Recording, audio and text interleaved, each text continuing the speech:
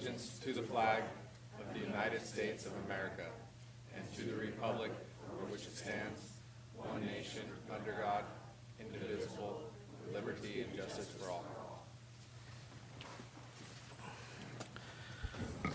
Thank you. First item is oral communication. Would anybody like to speak on any item that is not on the agenda? If so, please come forward.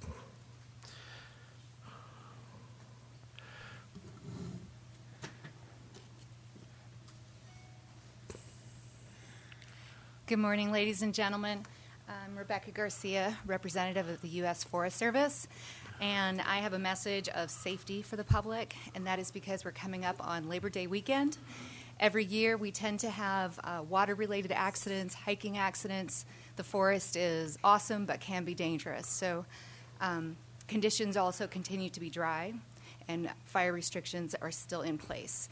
So I hope that people will get out and recreate, but recreate safely. Thank you. Thank you. Anyone else?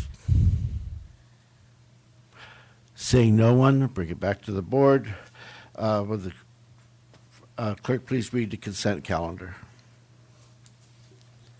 Minutes of the meeting held August 18th, 2015, finding that a summary of ordinance number 3282 was published, accepting the resignations of Willow Thorpe from the Tuolumne Behavioral Health Advisory Board, Catherine Driver and Dory Stoffel from the Tuolumne County Commission on Aging, Brett Smith from the Board of Supervisors Airport Committee, and directing the clerk to send letters of appreciation and post a notice of vacancies. And as the Air Pollution Control Board, approving correspondence supporting a wood stove changeover concept in the concept paper for the cap and trade auction proceeds second investment plan. Board wish to pull anything from the consent calendar? Mr. Chair, I just have a comment on 4A. Technically, that's not a resignation. I don't believe we got a resignation from him. It's a vacation of the office because he no longer lives in Tuolumne County. I just wanted to clarify the record. Okay, thank you. Any public comment on the consent calendar? Seeing none, bring it back to the board for a motion. I move on the consent calendar. We have first by Supervisor Roedifer, second by Supervisor Royce. Call for the vote. All those in favor? Aye. Aye. Opposed? None. Passes 5-0. Thank you. Clerk, please read item 6.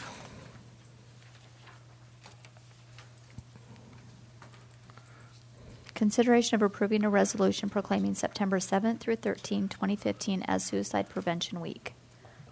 Good morning. Good morning.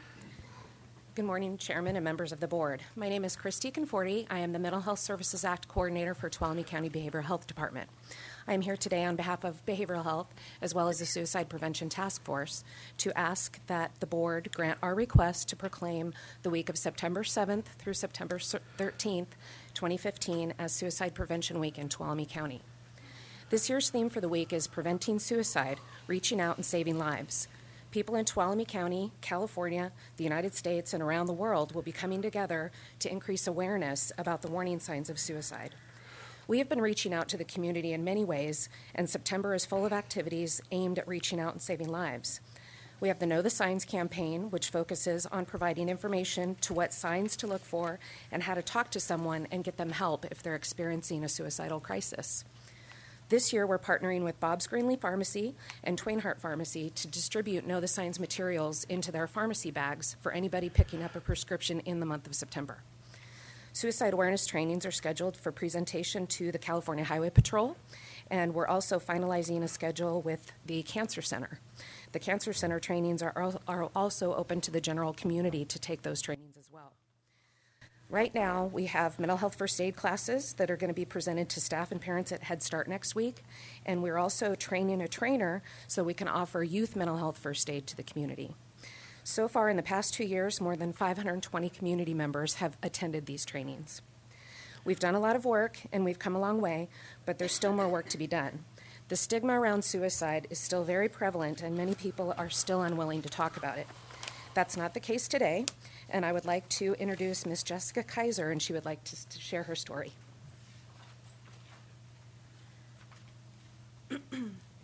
When I was about 8 years old, my father attempted suicide. I found out the following morning when I arrived at school, and a girl who lived near him came running up to me to tell me that my dad was dead and that he had been taken away by an ambulance the night before. Luckily, he was not dead. He had survived. My mother took my brother and I to see him later that day so that we knew in fact that he was still alive. I will never forget walking into that hospital,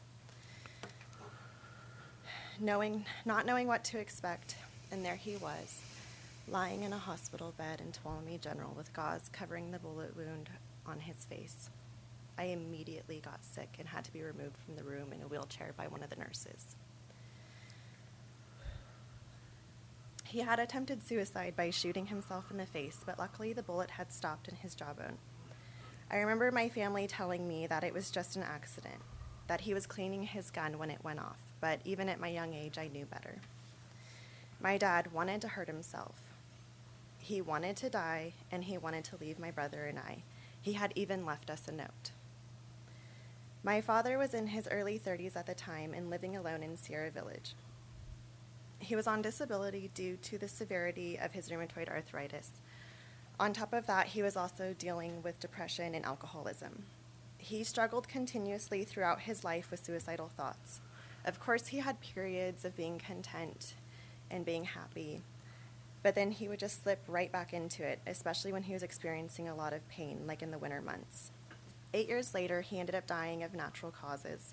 But even the last conversation I had with my dad, he had expressed that he no longer wanted to live. From my experience, most people who have never directly been impacted by being suicidal themselves or dealing with someone close to them who is suicidal often thinks of these individuals as wanting an easy way out or just not being able to deal. And some even go so far as to say that they just want attention. I hope that by raising awareness to this issue that people are able to have more open and honest conversations about suicide, no matter what field they're in or their age. With the community's efforts and increased awareness of the signs and risk factors of suicide, we will be able to give these individuals hope, save lives, and also prevent more loved ones from having to experience such a painful trauma and loss as that of suicide. Thank you. Thank you. Thank you, Jessica, for sharing your story. Really appreciate that. Talking about suicide is a major step in our prevention efforts. We want to continue to build awareness, educate our community on signs to look for, and to start that conversation in order to reach out and save lives. It's our hope that by starting this conversation, people will realize that they're not alone, that help is available, and that there are people out there who actually care. Martha Golay from ATCA, did you want to share a little bit on some other things we have going on?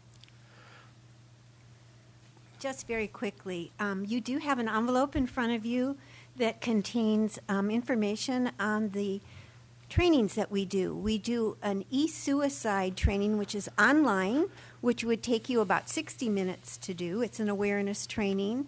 We do Safe Talk, which is 3.5 hours. It's an alertness training.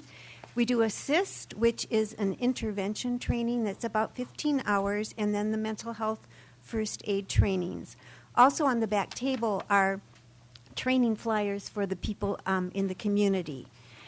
We know that about 1 in 20 people at any given time in Tuolumne County are having thoughts of suicide. That's roughly about 2,700 people who could be your family members, friends, neighbors, colleagues. And we want to just help make our community suicide safer. We need to understand that they have experienced a crisis of hope, and that by speaking directly about suicide and listening in a focused way to understand, while they may be overwhelmed by thoughts of death at the time, often a turning point occurs as we listen that helps the life side to come forward, and we can help keep them safe until their hope is restored. We'd also like to invite you and everyone in the listening audience to our next Suicide Prevention Summit. It is scheduled for Friday, May 20th, 2016 at the Elks Lodge. Thank you very much. Thank you. And when it gets closer to May 20th, will you remind us again? All right, thank you. Thank you very much for your time. We respectfully ask the board adopt the resolution proclaiming the week of September 7th through 13th, 2015 as Suicide Prevention Week. And thank you for all you do. Any public comment? Bring it back to the board for motion. Be happy to move to approve the resolution to proclaim this First by Suicide Awareness Month.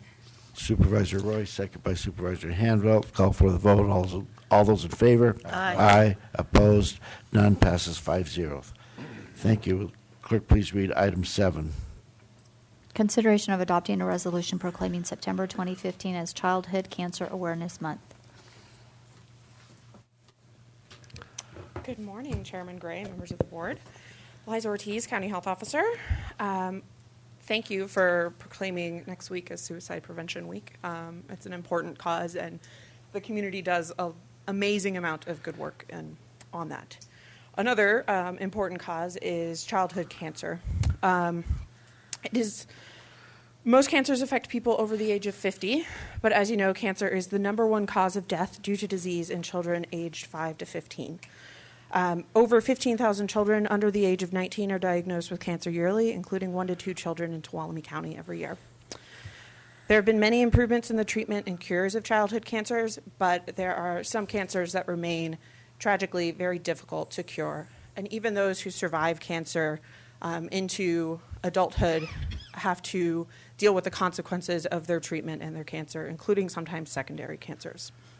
Many of these children and their families suffer a sense of isolation as a result of their disease, and part of the work in Cancer Awareness Months is to help alleviate that sense of isolation, to bring awareness to other people to the amount of suffering that happens and the amount of work that is being done to prevent, treat, and cure this disease. A number of organizations and government leaders have recognized September as National Childhood Cancer Awareness Month. Therefore, I ask the Board of Supervisors to proclaim September as Childhood Cancer Awareness Month. Right. Thank you. Board comment? Public comment? Bring it back to the board. Yeah, I move that we adopt a resolution proclaiming September as Childhood Cancer Awareness Month. Second. We have a first by Supervisor Brennan, second by Supervisor Rutherford. Call for a vote. All those in favor? Aye. Opposed? None. Passes 5-0. Thank you. Clerk, please read item 8. Presentation of County Service Awards to Charles Dyer from Archives. Good morning, Chairman and members of the board. Kanan Whitman, Assessor Recorder. So it gives me great pleasure to be here today to honor Charlie Dyer with 35 years of service to our county. And so Charlie Dyer first started working for the county in the sheriff's office. I believe it was with the evidence room. And but most importantly, he's been overseeing and running our archive building since the very beginning, since the inception. And he's really done a terrific job over there. I would say I probably receive an email about once every 2 to 3 weeks from someone who just wanted to tell me how pleasant their experience was with the archive, how knowledgeable Charlie was, how they were able to find exactly what they were looking for, and just how pleasant their overall experience was. And that's in a large part because of Charlie Dyer. And then he has also built quite the little operation over there. He has a group of volunteers that come work for him faithfully every single week, and that says quite a bit about him. If you can get somebody to show up and do work for free, it says that you got a really good operation going. And I would like to thank all the volunteers here, too. You guys do a great service. And then personally, I love having them around because I can call one person to find out all I wanted to know about retention schedules, the codes to back them up, and also pretty much anything about Tuolumne County history. He knows where to look and can get me any kind of information I need. And he's just been a huge asset to our department and to me personally. And I'm just very grateful to have him around. He also represents our area by sitting on 2 state boards. He sits on the California Historic Records Advisory with the State Archive and the California Preservation Program through the State Library, and has really just become an expert in his field. And he asked me to keep this brief, but there is one last big point that I would like to mention about Charlie Dyer, and that's the way he honors people. I've been to several meetings, and before each meeting, he takes time to find out what that individual is specifically looking for or what would be meaningful to that individual, and goes way beyond to find that nugget that he thinks they'll really enjoy. And you also see it with families that wish to gift items to the county through the archive. He always encourages them to check with their family members, make sure that all the family is good with it. And it's just very honoring to the families, and has really built a great name in our county as for families to donate artifacts to, for the public to enjoy. And then lastly, his relationship with Carlo De Ferrari. He really honors him and cares for him. And it's just been really neat to kind of witness that and see it. And it's been great for our county because through that relationship, he's really been able to absorb quite a bit of history that Carlo's been able to pass down to him. And it'll allow us for future generations to enjoy it.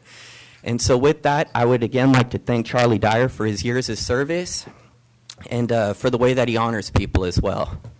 Thank you.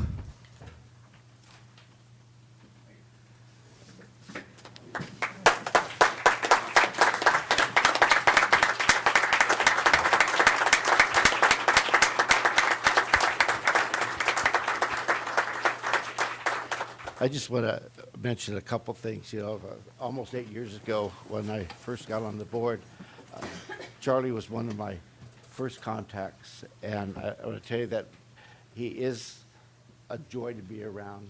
I really like his influence as far as the history of Tuolumne County. I hope you can stay another 35 years, Charlie. Can we get a signed contract on that? I just want to say thank you for all the support you've given to the archive over the last 15 years. We get a lot of visitors from other counties who want to be able to do what we have done here, and continued support has been great. They say you're only as old as you feel, but I was coming up here today with Keenan, he told me that he's not even 35 years old. So I said, wow. Anyway, thank you very much. Bye. Thank you. Thank you, Charlie. Thank you, Charlie.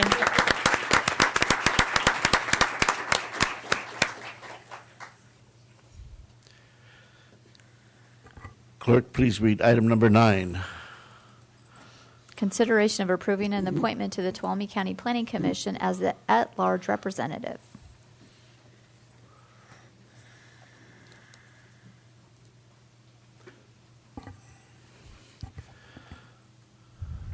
Okay, what we have here is we'll be looking for nominations for that position. We have a number of applicants, so I will open for a nomination to those positions. Do we have anyone that would?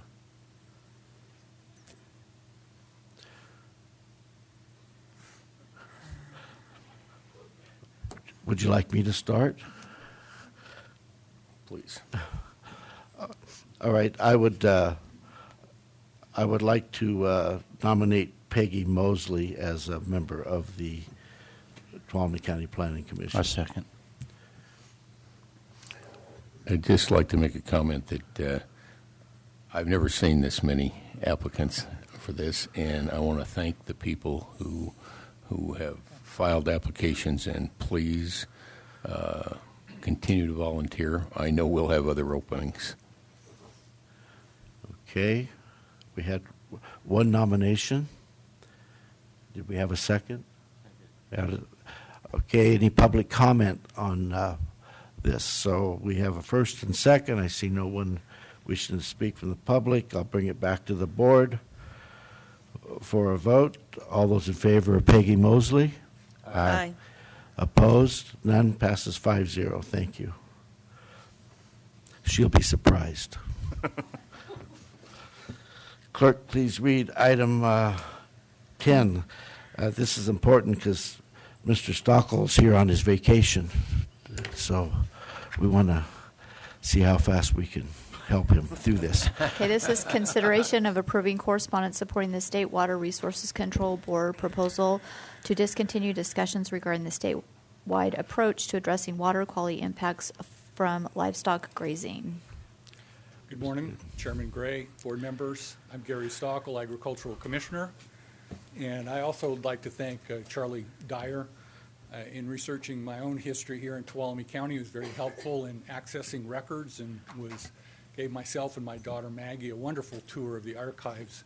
I still need to go back and see some of the records that he retrieved and are in existence, but I didn't have time to look at during our first appointment. Anyway, I'm here to talk about the State Water Board's Grazing Regulatory Action Plan. As background, on August 24th, 2015, the State Water Resources Control Board released a notice of opportunity for public comment and consideration of adoption for a proposed draft resolution for the discontinuation of discussions regarding a statewide approach to addressing water quality impacts from livestock grazing.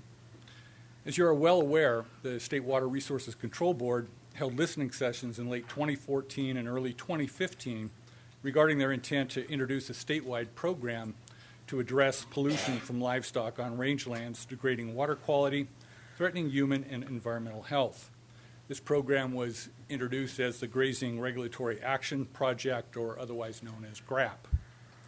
During these listening sessions, there was an overwhelming response from ranchers and the scientific community that water impairments caused by livestock grazing were grossly overstated, and that a functioning 1995 rangeland watershed program called the RWP, adopted by the State Water Resources Control Board, along with many other stakeholders, already existed, allowing for a voluntary adoption of best management practices adapted to mitigate site-specific conditions related to rangeland grazing and its potential to degrade water quality. The RWP recognized that a one-size-fits-all regulatory approach would be difficult to implement due to the diversity of California's rangelands and ranching operations.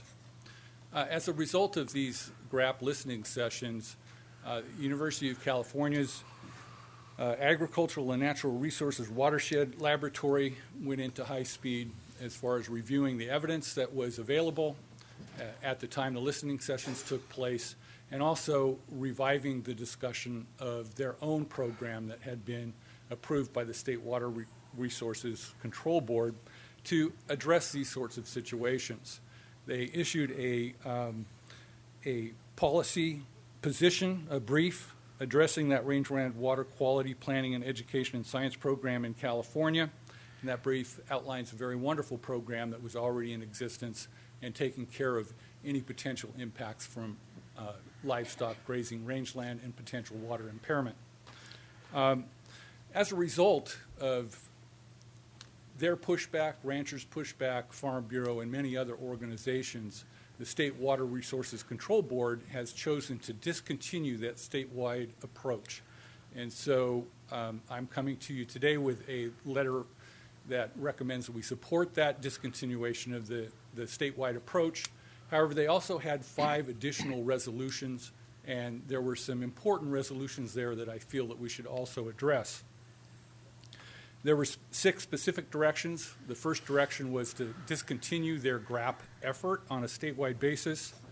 Their 4th direction is that after consideration of the unique hydrology, water quality impacts, and cost of compliance, best management practices should be considered for use where appropriate. And I think it's important here that they talk about cost. And so that should be supported, that cost should still be an impact. These 5 additional directions are to the regional water quality control boards as how they may take a regional approach to address livestock grazing and potential impacts. So I believe those 2 directions should be fully supported. Additional language talks about consider regulatory approaches or consider establishing a monitoring requirement. Monitoring requirements are likely to be very costly, as demonstrated by the State Water Resource Control Board's Irrigated Lands program, and unnecessary since the Regional Watershed Program developed by University of California, Davis has recommended practices that are already in existence and are based on demonstrated efficacy. So monitoring isn't necessary.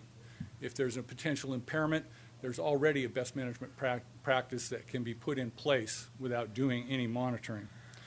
And then based on University of California's policy brief outlining the success of the RWP, these directions should not be supported. Instead, those 4 directions should be replaced by a single direction that builds upon the existing collaborative approach by the RWP.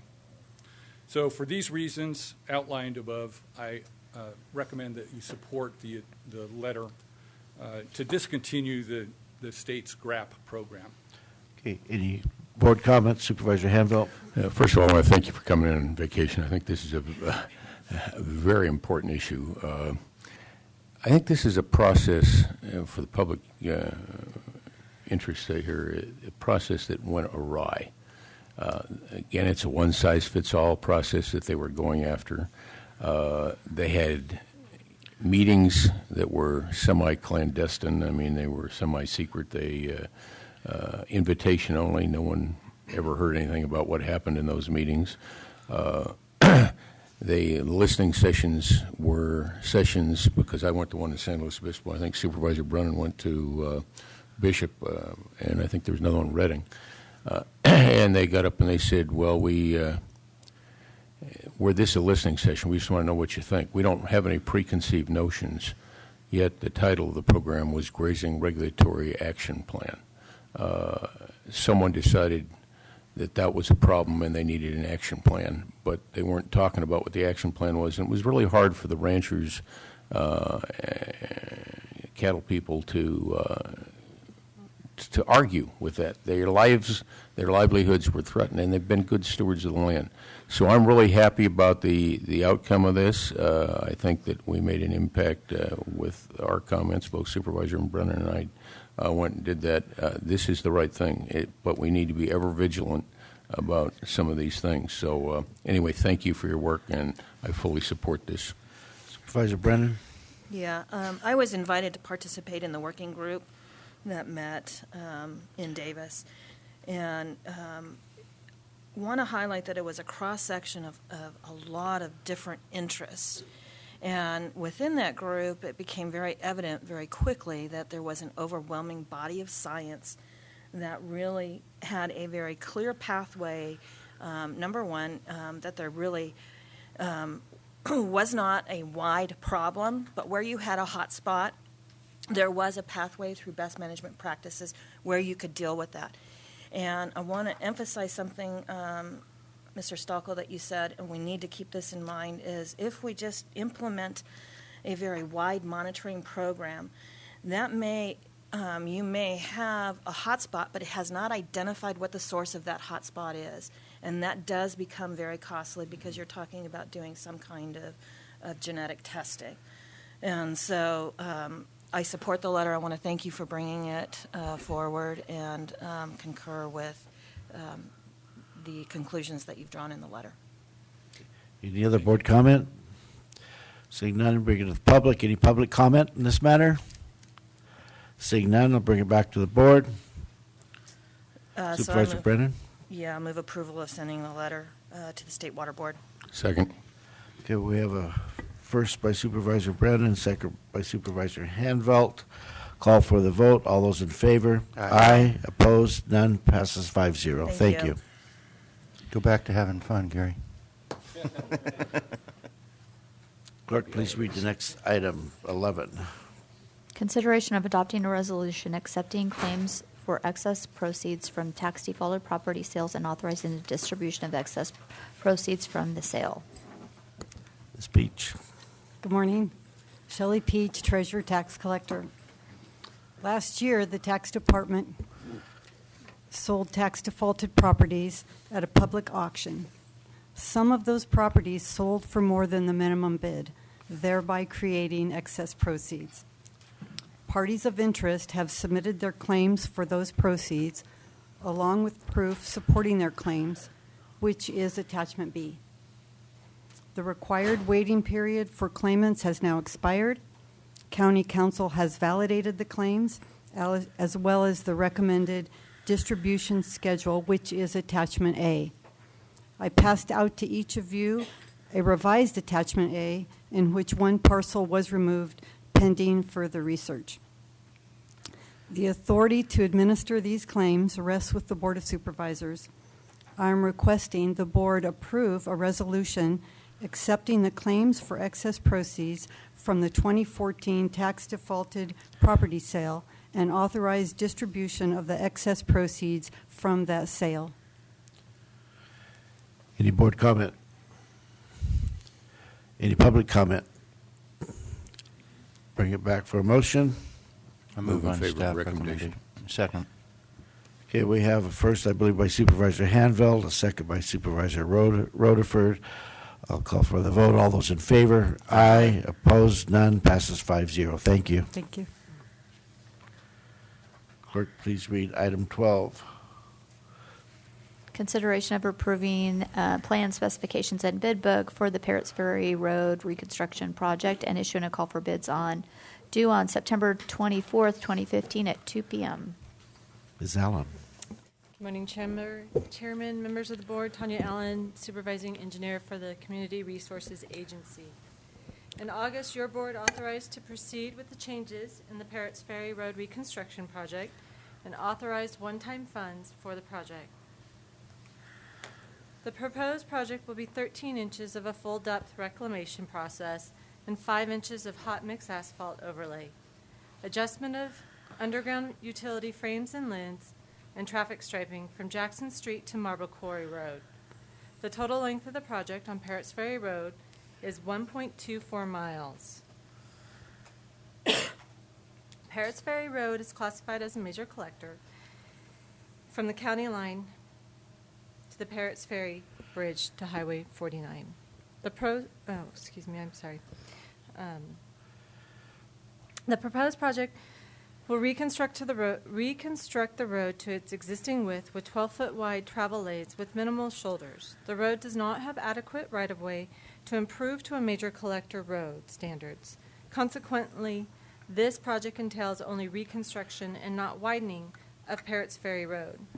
The proposed project will provide and greatly improve safety and adequate public access and circulation as referenced in the implementation program 2.A.B of the circulation element in the general plan. It is recommended that your board approve the plan specifications and bid book for contract 1686 Parrots Ferry Road reconstruction project and issue a call for bids to be due on September 24th, 2015 at 2 p.m. based on the findings A through C listed in your staff report. Any questions? I think we've discussed this a number of times, so any public comment? Seeing none, bring it back to the board for a motion. Yes, Mr. Chairman, I move to approve the plans and specifications bid book for contract number 1686, Parrots Ferry Road Reconstruction Project, and issue a call for bids to be due on September 24th, 2015 at 2 p.m., subject to conditions A through C. Second. Well, first by Supervisor Rutherford, second by Supervisor Brennan. Call for the vote. All those in favor? Aye. Opposed? None. Passes 5-0. Thank you. Clerk, please read the next item, 13. Consideration of awarding a contract with Sinclair General Engineering Construction, Inc. to perform work as shown in the public specification and plan specification book for the Preston Lane Sidewalk and Surface Treatment Project. Thank you, Tanya Allen, Supervising Engineer, CRA. Preston Lane Sidewalk and Surface Treatment Project consists of installing 320 lineal feet of concrete sidewalk, curb, and gutter on the side of Preston Lane and a seal coat on the entire length of Preston Lane from Seco Street to the end of the cul-de-sac. Staff brought a request to your board to advertise for bids on July 7th, and bids were due on July 30th. The county received the following bids from Moyle Excavation and Paving out of Jamestown, California for $54,668, and from Sinclair General Engineering Construction Incorporated out of Oakdale, California for $40,304.50. County Council has reviewed the bids submitted by Sinclair General Engineering Construction Incorporated and has determined that the bid documents are substantially substantially complete with our call for bids. It is recommended that your board award a contract in the amount of $40,304.50 with Sinclair General Engineering Construction Incorporated to perform the work as shown in the plan, specifications, and bid book for Contract 1664 Preston Lane Sidewalk and Surface Treatment Project. Any questions? Any public comment? Bring it back to the board. Mr. Chairman, I move on awarding a contract in the amount of $40,304.50 to Sinclair General Engineering Construction to perform work as shown in the plan, specifications, and bid book for contract number 1664, Preston Lane Sidewalk and Surface Treatment Project. Second. We have first by Supervisor Rutherford, second by Supervisor Hanvelt. Did I ask for public comment? I believe I did. I want to make sure. So I'll call for the vote. All those in favor? Aye. Aye. Opposed? None. Passes 5-0. Thank you. Clerk, please read item 14. Consideration of adopting a resolution supporting the efforts of the Tuolumne County Opiate Safety Coalition and affirming the county's commitment to combating the misuse of prescription opiates in Tuolumne County. Hello again. Aye. So, over the past 15 years, there has been a dramatic increase in the use of opiate prescription pain medications. Though there is a place for the appropriate use of these medications, the country and Tuolumne County especially have seen a dramatic increase in the rate of overdose and death from opioid prescriptions.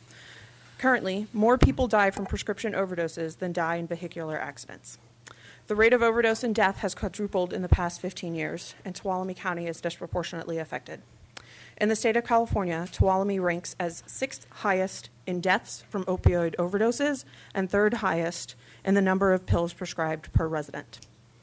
In response to this epidemic, the Tuolumne County Opioid Safety Coalition has been meeting regularly to plan medical, provider, and public education starting this month. The intent of this education is to measurably lower the rate of overdose and death due to opioid prescription medications. I respectfully ask that the board adopt the resolution supporting the efforts of the Tuolumne County Opioid Safety Coalition and affirming the county's commitment to combating the misuse of prescription opioids in Tuolumne County. Thank you. Any board comment? Any public comment? One of them. Those statistics are staggering. Yes. I mean, if that isn't a fire alarm, I don't know what is. Scary. Thank you. Any public comment? Bring it back to the board for a motion. I agree with you, Supervisor Hanfeld, and I know it's a topic that the Behavioral Health Committee talks about often. So I move that we adopt a resolution supporting the efforts of the Tuolumne County Opioid Safety Coalition and affirming the county's commitment to combating the misuse of prescription opioids in Tuolumne County. Second. Well, first by Supervisor Brennan, second by Supervisor Hanvelt. Call for the vote. After I ask for a public comment one more time? None? Okay. All those in favor? Aye. Aye. Opposed? None. Passes 5-0. Clerk, please read the next item. Consideration of responding to cease and desist letter from Carol Dowd related to alleged Brown Act violations. County Council. Yes, thank you. As your board is aware, Mr. Pedro received a cease and desist letter related to the August 4th, 2014 board meeting. It alleged Brown Act violations. The Brown Act is found in the California Government Code. It is the open meeting law. The first allegation is related to the use of the speaker identification cards. The practice of those cards were that, one, they were maintained on the table near the entrance of the boardroom. They were completed by individuals who wished to address the board on a matter, provided to the clerk and then to the chair of the board, who would ask people, or who would call those people first. And if anyone else wished to address the board, the board would open public comment up to others. These cards were not required to attend the meeting, nor were they required to speak at the meeting. Government Code Section 54953.3 states that members of the public are not required to complete or register to attend the meeting. And this is the section that is cited for the proposition that these speaker identification cards are a violation of the Brown Act. My office disagrees. This section references attendance at meetings, not speaking at meetings. The Brown Act actually doesn't reference the right to anonymous speech. That right is found in the First Amendment of the United States Constitution. However, since the cease and desist letter was received, those cards have been removed by the clerk of the board. So the options for the board to consider is if it wants to permanently remove those cards or if it would like to modify the language in the cards to clarify that they are voluntary to address any First Amendment issues. Okay, so I'm looking for some guidance from the board. What would you wish to do with those cards? Is there any reason that we even use them? If you have a large group of the public that wants to speak, it allows people to get up, say the piece, and possibly leave. It's just a matter of maybe maintaining a little bit of order. I can certainly operate without them. Yeah, because normally if it's obvious that we've got a large group of people that want to speak, the chair has historically asked for a raise of hands of those that do wish to speak so we can anticipate how long that public comment might take. So I'd be okay with just doing away with the cards. Right. Okay. Sounds good. Thank you. The second allegation is related to the Dunlap Code Compliance Appeal. And during that hearing, the board voted to continue the matter to 1:30 today before it sought public comment. The Brown Act requires a legislative body to provide the public an opportunity to address the board before it takes action on an item. Thus, this was a technical error during the meeting. I have spoken with Supervisor Gray regarding this issue. This was completely an inadvertent mistake. There was no malicious intent. And the good news is we can cure this defect today because the matter will be heard before your board at 1:30. So the board has two options to consider. One is admitting the defect and curing it today. The second is entering into an unconditional commitment pursuant to Government Code Section 54960.2, which includes no admission of a violation, but a commitment to never repeat the violation again, and creates a separate cause of action under the Brown Act. So which option would your board prefer? I prefer option one, and I just want to make it clear that if, for some reason, I did not ask for public comment, I certainly did not intentionally do it. There's a lot that goes on up here to try to keep the order, to try to keep things flowing, and I want to hear from the public. I don't want to not hear from you. So speak out. If I didn't ask for a comment, I'd be happy to stop what I'm doing and let it happen. I just, at that particular time, it was a real complicated issue. There was a lot going on at the board. I realized after I had done it that I wanted to try to correct it, but seeing how there wasn't any public in the audience at that time, other than the staff from the Union Democrat and our cameraman, we didn't get it done. So, or I didn't get it done, for which I apologize. I agree. I think option one's the preferred option. I also prefer option one, and I'd like to just comment. Appreciate your comment about we all want public comment, and I think even if people aren't here, I thank people when they call me or they send me an email or a note, because we really don't know what you're thinking if you don't talk to us. So we encourage people to speak up. We need to know what you're thinking. We can't read your minds, and the inadvertent error there, none of us want to do that. So, I mean, I fully understand what happened, but we want public comment. So I prefer option one. Agree. Everybody else okay? Okay. So just to be clear, we're going to correct that this afternoon, right? Yes. Okay.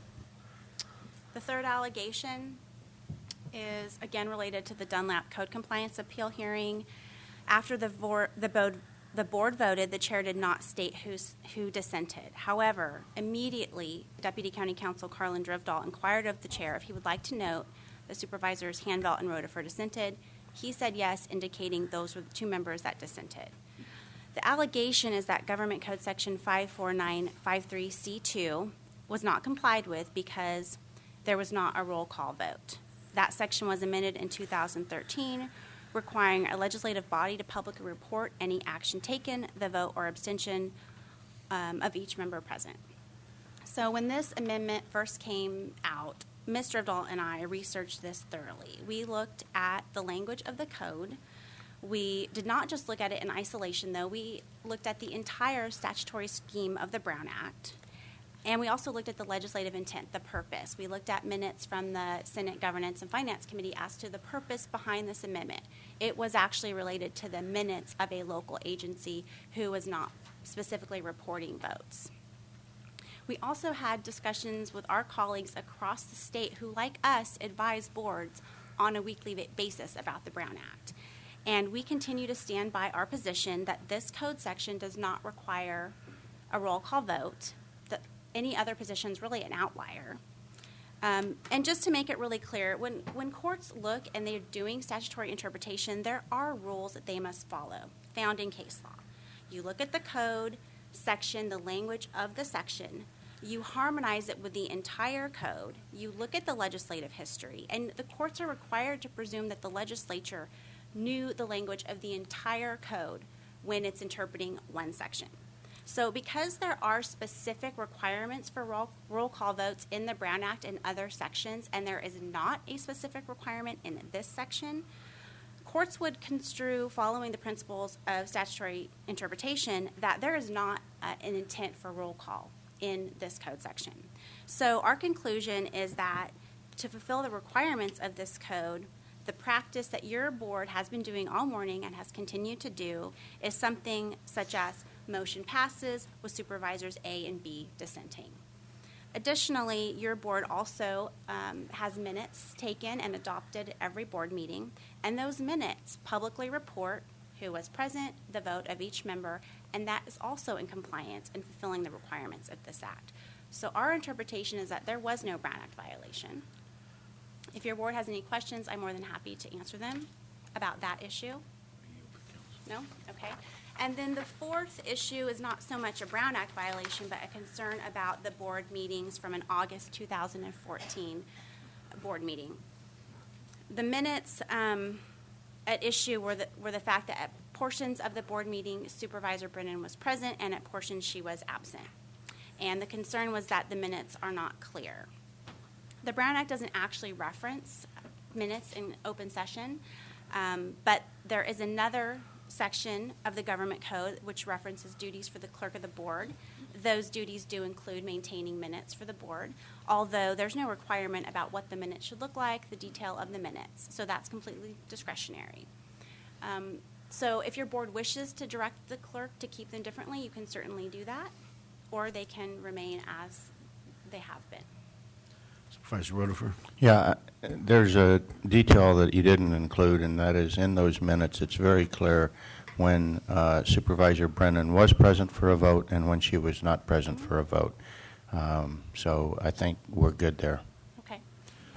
So the last thing is it would probably be appropriate to get direction from your board on a formal response letter to the cease and desist, and I can either bring that something back later this afternoon, or I can work with the chair on such a letter.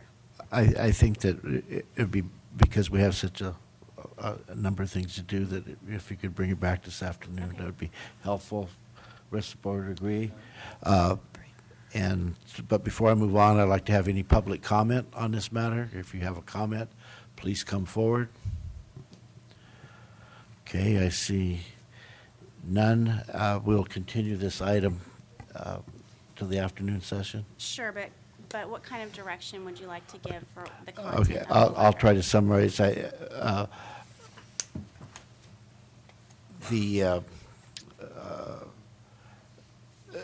you draft the letter in accordance with the recommendations that you have made the board. Is that? Yeah, I think we probably want to include the fact that we've agreed to not use the cards before again, and that we will correct the one inadvertent emphasis on inadvertent violation this afternoon.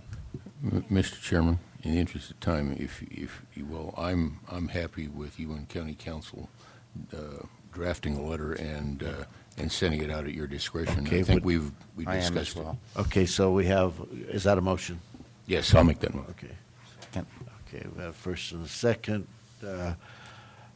Any more public comment? It's your opportunity. I'll call for the vote. All those in favor? Aye. Aye.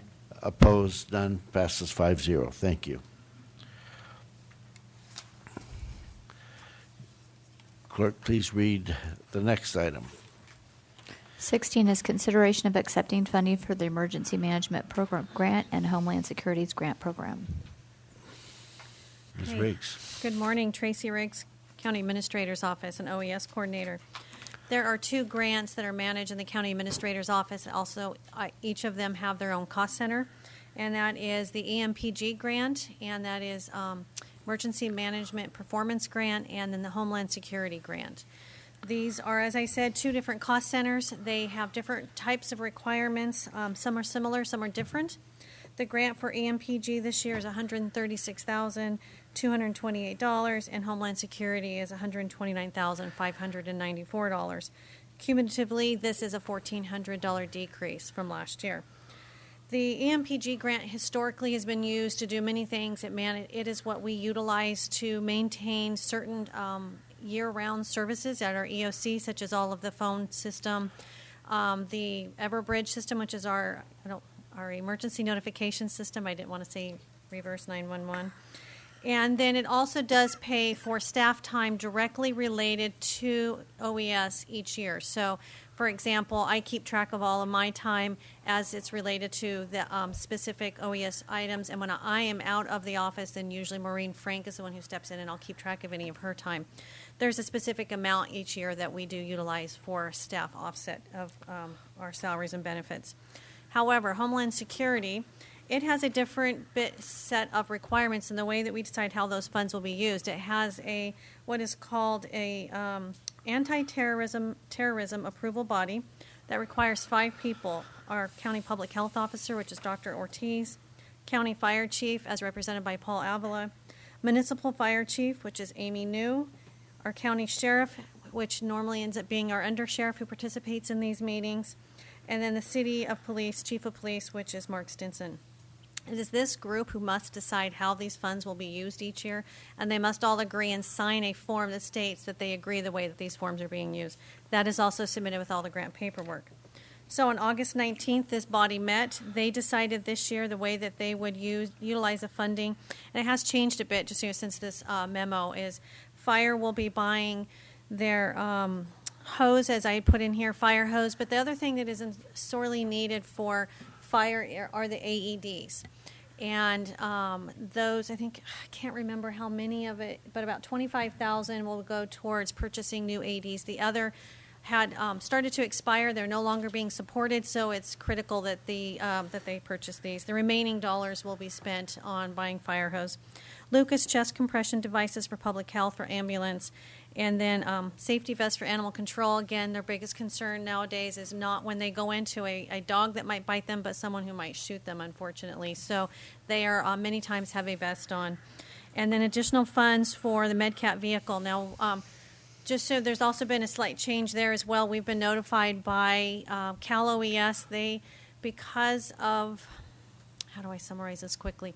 Because of the way that the FEMA requirements is, they are working with us to utilize any and all funding we may have left over, which last year the governing body, the anti-terrorism body did agree that anything left over from any types of projects could go towards the MedCat. So I spent the time yesterday reconciling all of those projects, because if we can use the 2014 funds and not go into 2015, we can speed this process up. I was told that we could essentially get this approval this afternoon. So I'm working with the undersheriff and sheriff to get all of that completed, and they'll be able to then issue their purchase order fairly quickly. And there is one sitting in San Francisco right now that meets the specifications, which saves about $20,000 because they have to pay for transportation and shipping costs to get it here. So all of us are working together to try and keep the cost of this item down, and Cal OES, again, has been a phenomenal partner in helping us achieve that. that project. So with that being said, I am asking that your board would approve a universal resolution that would accept the grant amounts of the $136,228 and $129,594 respectively, and authorize the county administrator or deputy county administrator to sign all grant-related documents. Any questions from the board? Any public comment? Bring it back to the board. Mr. Chairman, I'll move on staff recommendation. We have a first by Supervisor Rutherford, second by Supervisor Hanfeld. Call for the vote. All those in favor? Aye. Opposed? None. Passes 5-0. Thank you. Clerk, please read item 17. Consideration of approving correspondence in support of grant application by the Tuolumne River Trust for funding through the California Department of Fish and Wildlife Proposition 1 Watershed Restoration Grant Program. Mr. Richardson. Good morning. Daniel Richardson, Deputy County Administrator. Before you, we have a letter of support of a grant application through, in partnership with the Yosemite Stanislaus Solutions, this collaborative group. This grant is actually through the Tuolumne River Trust, which is would be the grant recipient. This is concerning the rimfire footprint area. This is a planning grant through the recent Proposition 1 funds to the California Department of Fish and Wildlife. We do have Patrick Copel here with the Tuolumne River Trust to give you more details on exactly what is included in this, but from what I understand, it is a planning grant that will lead to other opportunities to actually implement the plans that will be put in place here. So I'll let Mr. Copel give you more information on that. And we're getting it done before 10:30. Yes, thank you. Yeah, I appreciate that. Okay, so California Department of Fish and Wildlife has this Prop 1 grant program.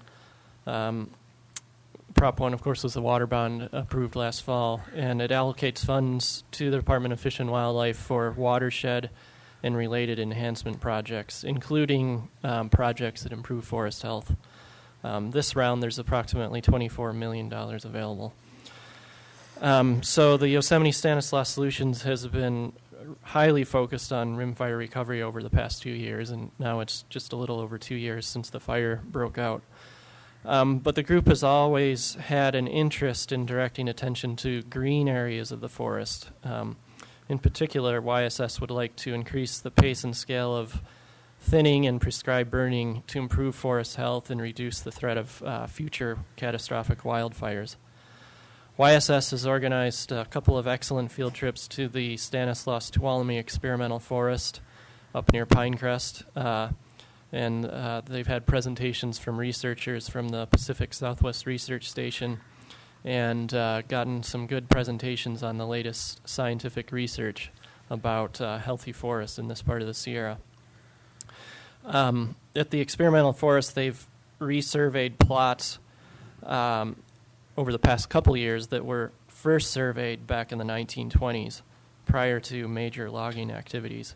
And what they found is, one thing they found is that the forest would experience fires approximately every 6 years or so, and that the trees were, there was high variability. There were areas where there were dense trees, and then there were clumps, and then there were openings as well. And the average densities across the area would range from as few as 20 trees per acre to 30, 40, 50 trees. And nowadays we're seeing trees densities 100 or more trees per acre. So we obviously have quite a overly grown forest. And so YSS really wants to increase the pace and scale of treating these areas. So through meetings with the forest supervisor, Jeannie Higgins, YSS think that the Prop 1 program presents a really great opportunity to bring funding and increase the capacity to treat the green areas of the forest to the north of the rimfire. So the idea would be to complete a large-scale landscape planning effort on 200,000 to 300,000 acres in the green forest area from the North Fork of the Tuolumne up to the North Fork of the Stanislaus. We'd probably take 2 to 3 years to complete the plan. And this would really increase the pace and scale of projects. Typical planning units are 10 to 15,000 acres in the forest, so this would be a very significant step forward. The idea would be to purchase LiDAR data, so this kind of fancy radar data that they use to evaluate the forest, complete a rapid assessment, and then prepare NEPA and CEQA-ready action plans for treatments in the planning area. If successful, this model would create a whole new approach for the forest to take in planning over large forested areas.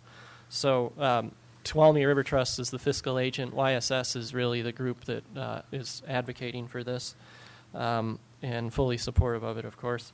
The proposal would be about a $3 million project for the planning, and then that would lead to a subsequent implementation grant. So what we're requesting is a support letter from the Board of Supervisors to accompany the application.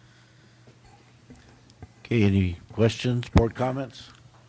Yeah, I'd like to make one comment. This is really important that we do this. It's a huge public safety issue for me. We don't want another fire.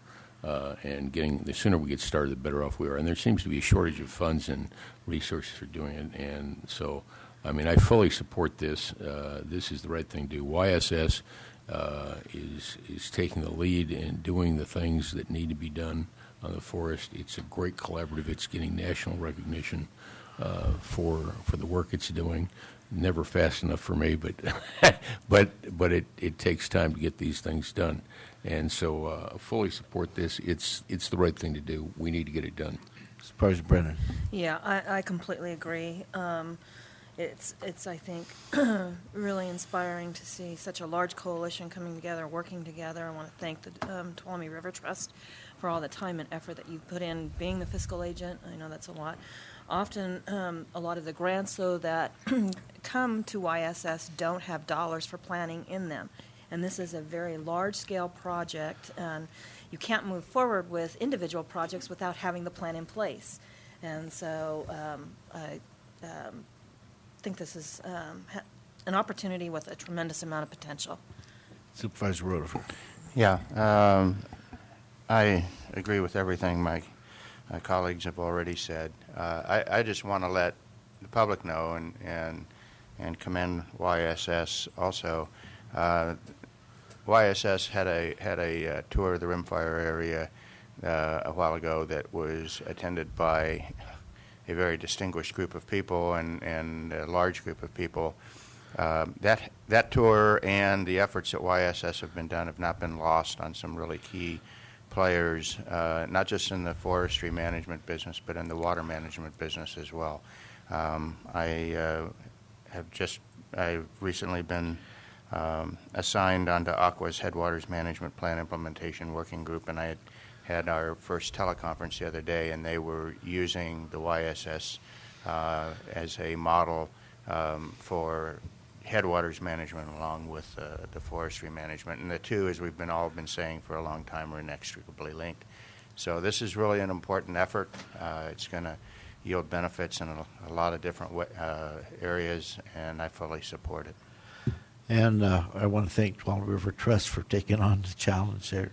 Doing this over the 300,000 acres is the right way to do it.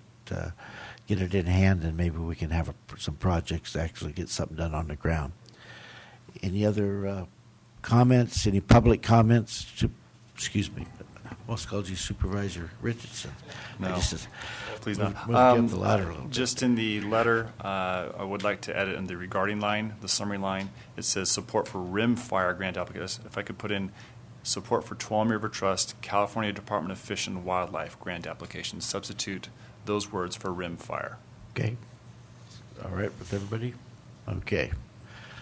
All right. I asked for public comment. I'll bring it back to board for a motion. Move approval of the letter in support. Second. We have a first by Supervisor Hanveld, second by Supervisor Brennan. Call for the vote. And with the changes. And all those in favor? Aye. Aye. Opposed? None. Passes 5-0. Thank you. Thanks so much. Thank you, Patrick. Yeah, thank you. Clerk, please read item 18. Consideration of establishing dates and agenda for annual board planning retreat. Pedro. Mr. Chairman, members of the board, after this last year's retreat held at the end of January, your board unanimously said, hey, we'd like to keep doing this and make it an annual event. The board was also very supportive of asking back Bill Chiat with the Alta Mesa group to go ahead and facilitate our next retreat. So just to get the ball rolling, I contacted Mr. Chiat to find out when he might be available in the coming months. So in your staff memo, you'll see a number of times that he's available in November, December, and January. You'll note in November let me just back up and say, pretty sure that the board will be looking for a combination of 2 days back-to-back. And if you look at it from that perspective, there's 2 opportunities to do that in November and 1 opportunity to do that in December, 1 opportunity to do that in January. As far as those back-to-back opportunities in November, December, they revolve around board meetings. You can see November 2nd is a Monday, the 3rd is a Tuesday, the 4th is a Wednesday, and that's the same lineup you have on the 16th, 17th, 18th, and you see that repeated in December as well. Just thoughts, if I were to try to suggest to you, how to put dates like that together, I'd probably look to have it start like on a Tuesday afternoon and bleed into a Wednesday rather than try to end a retreat on a board day. If you're looking at those combinations, you'll note in January you do have no conflict with any board meetings, but the retreat is again very late in January. Very late in January. I made this comment when we debriefed from the retreat this year. My thought would be I'd recommend you do this earlier rather than later if you want to see the output of the retreat put into your 5-year plan, annual goals, and your multi-year budgeting, which I think that's where you put feet to these ideas. But again, that's up to the board. And as far as setting an agenda, the process we used last year could be repeated, where Mr. Chiat could have individual discussions with board members, just extracting individual ideas, and then work with the CAO in putting together an agenda for the retreat, or you may want to try to just come up with the agenda ourselves. So this is just kind of serving it up for you, trying to set aside dates, and what process would you like to follow in putting an agenda together. Supervisor Royce. Yeah, my preference is January. With the holidays, just so busy during November and December, it's harder to focus on something like that and spend any other time. I know your points about staff being able to deal with our other 5-year plan and stuff is valid. The other thing, just long-term, when we first started this, there were points that we made about the fact that in the future, if you had new boards coming in, the beginning of somebody's term is usually January, so starting out and having that opportunity is good. Right now, we're not going to have that situation, but just for precedent and kind of carryover's sake, I prefer January myself. Any other comments? Yeah, I'll just make one. I looked at the calendar, and I'd have to rearrange my schedule in both November and December on some reasonably important meetings. And so I also prefer January, even though I don't like putting it off that far. It just works better for me. Supervisor Rotifer? Yeah, my concern is when I look at some of the other things that are going on in late November and December. It's not just holidays, but I'm going to be at the Aqua Conference. The rest of you are going to be at CSAC. We're not looking at a full lineup of meetings. Of course, we can always have a special meeting and all of that to make up for it. But I do also favor January. Counting noses, look like January might be the best. Okay. And then how would you like to have the agenda prepared? Have Mr. Chiat make those individual calls and work with me again as we did last year? Yeah, I'd like to. I think the process worked fine. Yeah. Okay. Okay. I'll take that as direction. Any public comment on our retreat? Seeing none. So you have enough guidance, no action, just consensus. So 21st, Yes, 21st, 22nd of January. Block it off. All right, will the clerk please read item 19? This is a second reading of an ordinance to add a new section 15.04.055 to the Tuolumne County Ordinance Code. Ms. Shane. Good morning, Mr. Chairman, members of the board. I'm Bev Shane, Community Resources Director. Before you is an ordinance which you waived the first reading of at your meeting 2 weeks ago. This ordinance will add a new section 15.04.055 to the Tuolumne County Ordinance Code to establish expedited procedures for small residential rooftop solar energy systems as required by section 65850.5G1 of the California Government Code. The code does require all local jurisdictions to adopt this type of an ordinance by the September 30th. This particular ordinance will codify what Tuolumne County already does. We already issue building permits for these types of solar systems over our counter, and we do only one inspection on them. We do maintain a checklist. All of those will be requirements specified in the ordinance before you today. Since your board did waive the first reading 2 weeks ago, I would ask you to approve the ordinance today. Any questions? Any public comment? Bring it back to the board. I'll move on staff recommendation. Second. We have first by Supervisor Rutherford, second by Supervisor Royce. Call for the vote. All those in favor? Aye. Opposed? None. Passes 5-0. Thank you. Clerk, please read item 20. Reports. Supervisor Hanvelt. Supervisor Rutherford. Yeah, just I'll try and make it pretty quick. On the 27th, Supervisor Hanvelt and I had the Water Policy Committee meeting and handed out some stuff to review on specifically the Bay Delta Conservation Plan and the tunnels, and also on the waters of the U.S. Again, for those of you that don't know, 13 states sued the federal government to block the waters of the U.S. rule and got a preliminary injunction. So we're still following that. Also, that day I attended the Cable 8 Board of Directors meeting. On Saturday the 22nd, Meals and Wheels for Meals on Wheels was a great event once again out at Railtown. Come on down to District 5 and support Railtown. As well as Meals and Wheels. We did, and it was good.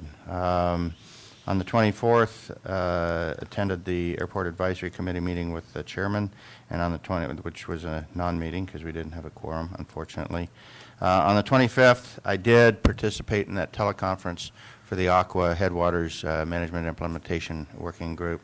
Very, very good group. This, for those of you that are not aware, this is the first time that Aqua has really focused on the headwaters.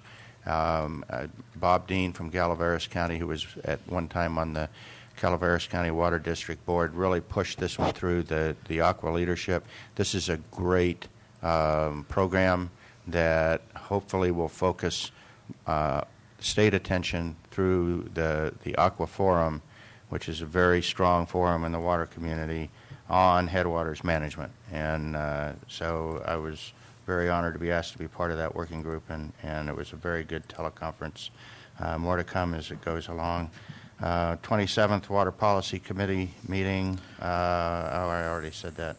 On the 28th, attended a special meeting of the Earwimp JPA Board of Directors, and also I attended a wonderful event put on by the Business Council. Get to listen once again to our Congressman Tom McClintock speak. He had a lot of really good things to say. I think he was very well received. Once again, spending time in Tuolumne County, which he's done any number of times. So that's my report. Supervisor Brennan. Yeah, I'd like to report on the RAC committee meetings that have been going on. We met yesterday to review the projects that are being put forward. On September 14th at 9 a.m. at the Sonora City Fire Department. We will be having voting on those projects. I anticipate a very lively discussion. There are a lot of good projects, and not enough dollars to do all of them. So just want the public to know that it is a public meeting, and if anyone is interested, it will be at 9 a.m. at the Sonora City Fire Station. County Council. The last several weeks, actually much longer, but Mr. Abdal spent a great deal of time assisting CRA related to the Blue Mountain Mineral Project, and I know she's very pleased that the Planning Commission approved that last night, and there doesn't appear to be any anticipated litigation. She also spent a lot of time last week advising Solid Waste on a Strawberry Music Festival issue. And Cody had 3 contested hearings in the last several weeks. He's also working with Child Welfare to create a formal training program for social workers. Chris worked on another workplace violence restraining order and attended an airports committee meeting.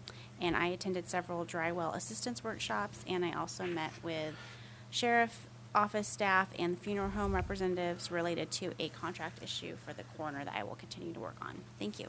Thank you. Clerk. Nothing to report. Mr. Pedro. Just a quick note, just to acknowledge, we did have that we had the break-in at the old Tuolumne General campus. Damage was minimal, a lot of nuisance, type stuff, so people are working to figure out, how did whoever get in, who was it, and then how can we better secure the exterior, and also looking at some ways to better limit access, once in that building. So working on that. And just to mention on Strawberry Music Festival, I know there's a lot of folks throughout the county working really hard to help facilitate, that event, which we hope will be very successful. Okay, just a couple things. I did do Motherlode Reviews last week, and I threw everybody under the bus that I possibly could. So if you get a chance, listen to it. The other thing is we have a new partnership that's formed, and we're going to have some presence in Groveland from Motherlode Job Training, Tuolumne County Economic Development Authority, Tuolumne County Economic Development District, and the Visitors Bureau. We're going to have a little joint office up there, and hopefully, along with the sheriff, don't want to leave him out. He wants to have a presence downtown Groveland. So through a collective partnership, we're going to have an office there, and I think it's going to really help with relationships in the South County. With that, that's my report. And we'll go ahead and recess until 10:30.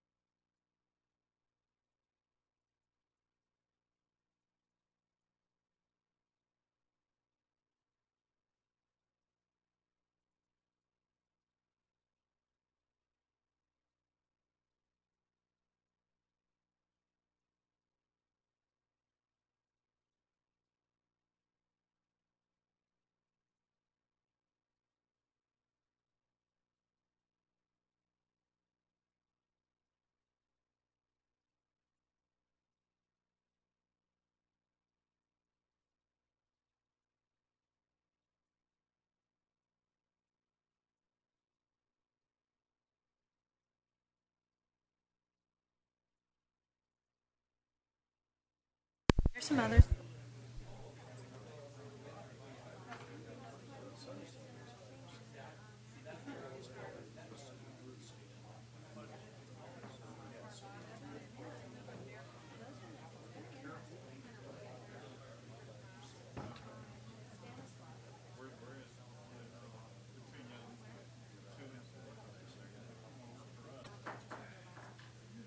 Call the meeting back to order. Would the clerk please read our first 10:30 appointment?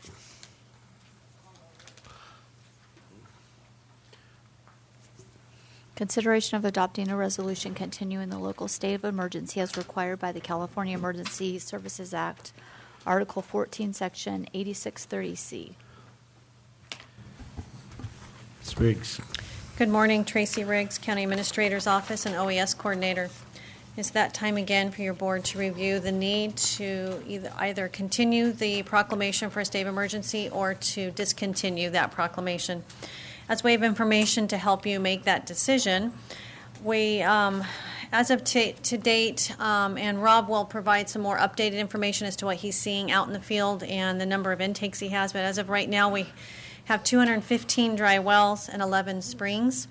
We have 122 referrals that have been made to ATCA, and so that's 102 tanks that have been installed and 13 water deliveries. And they're all getting water deliveries, but some homes already have tanks. So the contractor goes in there, sanitizes those tanks when needed, and then will then just do water delivery, so they don't require a tank installation.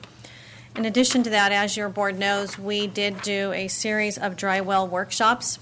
I do believe that those were successful, and we did do 2 workshops in Supervisor Roderfer's district, as at both Jamestown and Columbia, Tuttletown area are the 2 areas of the county that we're seeing that are hit the hardest right now in sheer numbers of wells.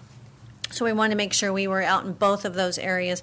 We took a total of 10 intakes, and that is just during those workshops. We also have had quite a few phone calls as a result of having those workshops. We will also have a drought task force this Thursday, and as you know, there are 138 water companies in Tuolumne County. So on a monthly basis, we try to reach out to each of those, and we have various state and local agencies available to help them answer questions and to coordinate resources for them. And with that, I would like to have Rob Koslevy, our Environmental Health Director, give you a brief update. Well, good morning. Rob Koslevy, Environmental Health. As Ms. Riggs stated, this is not slowing down at all. We're still seeing at least 1 well failure a day, confirming Monday through Friday, sometimes on Saturday. We're at a rate of 2 tanks being installed Monday through Friday by our contractor. So with Ms. Riggs stated that we have 102 tanks that we have installed. We're predicting if it continues at this rate, we're going to add another 174 more, which would be a total of 276 tanks by the end of December. So we are still requesting that all the residents be prepared, conserve, and really do their most diligence in regards to the water conservation. It is so imperative. If you look up on the wall, in the past, we've had a different map up. And that map was it showed all the well failures, but it just seemed there was no pattern. Recently, with the help of Ms. Shane and Larry Bile, we found some sort of a pattern. So the gold area on that map is actually the mother lode, where high densities of mining claims are. So you can see how these failed wells are following these mining claims. So in the past, when I said that fractured rock wells are typically not connected to one another, there is a possibility now that these wells can be connected and that the old mines themselves could be acting as water storage reservoirs. That's been in effect for 100 plus years. So as these mines are going dry, so are the wells. And you can only hear reports from the public when I'm out doing these inspections, such as this property has been in my family for generations. We've always had water in our mine, except for this year. Our mine is dry, and now our well is dry. And so we are seeing a correlation to that. In fact, USGS, that's the United States Geologic Survey, contacted Ms. Riggs about 2 weeks ago and reported that they are seeing the same trend in Nevada County. And also, Nevada County does have a high incidence of these mining activities. I did report this to my colleagues throughout the state in regards to what we're seeing. One of the colleagues down from San Bernardino is from Colorado, and they used to have where they have fractured rock wells like we have up here, but in areas where there's no mines, they would only yield about 1 to 2 gallons a minute, and that was considered a high-yielding well. However, if it was in the mining area, the wells would have essentially give a high yield reading. It could be up to 30 gallons a minute, and those are actually, they tied those into those wells were tied into the mine. So there's that correlation there. So what we're seeing here in Tuolumne County is if there had been no mining activity at all, the actual well yield might only be 1 to 2 gallons a minute. However, with these mines acting as cisterns, it's acting as giving false readings. Any questions on what we're seeing in regards to the mines and connections with other wells? It just makes sense. We talked briefly about one that you found in the Jamestown area that had a lot of salt in it. And was that, you believe, connected to one of the mines there in that particular area? We're not sure. We're still trying to evaluate that one. I mean, that was as salty as the seawater. Unfortunately, I took the liberty of tasting it, and it truly was just like drinking salt water. That was on the very far outskirts of areas that we're seeing impacted. So we're really trying to ascertain what is truly going on and the connectivity of all these wells. Well, it makes sense. There's a lot of underground storage out there. Exactly. Any questions?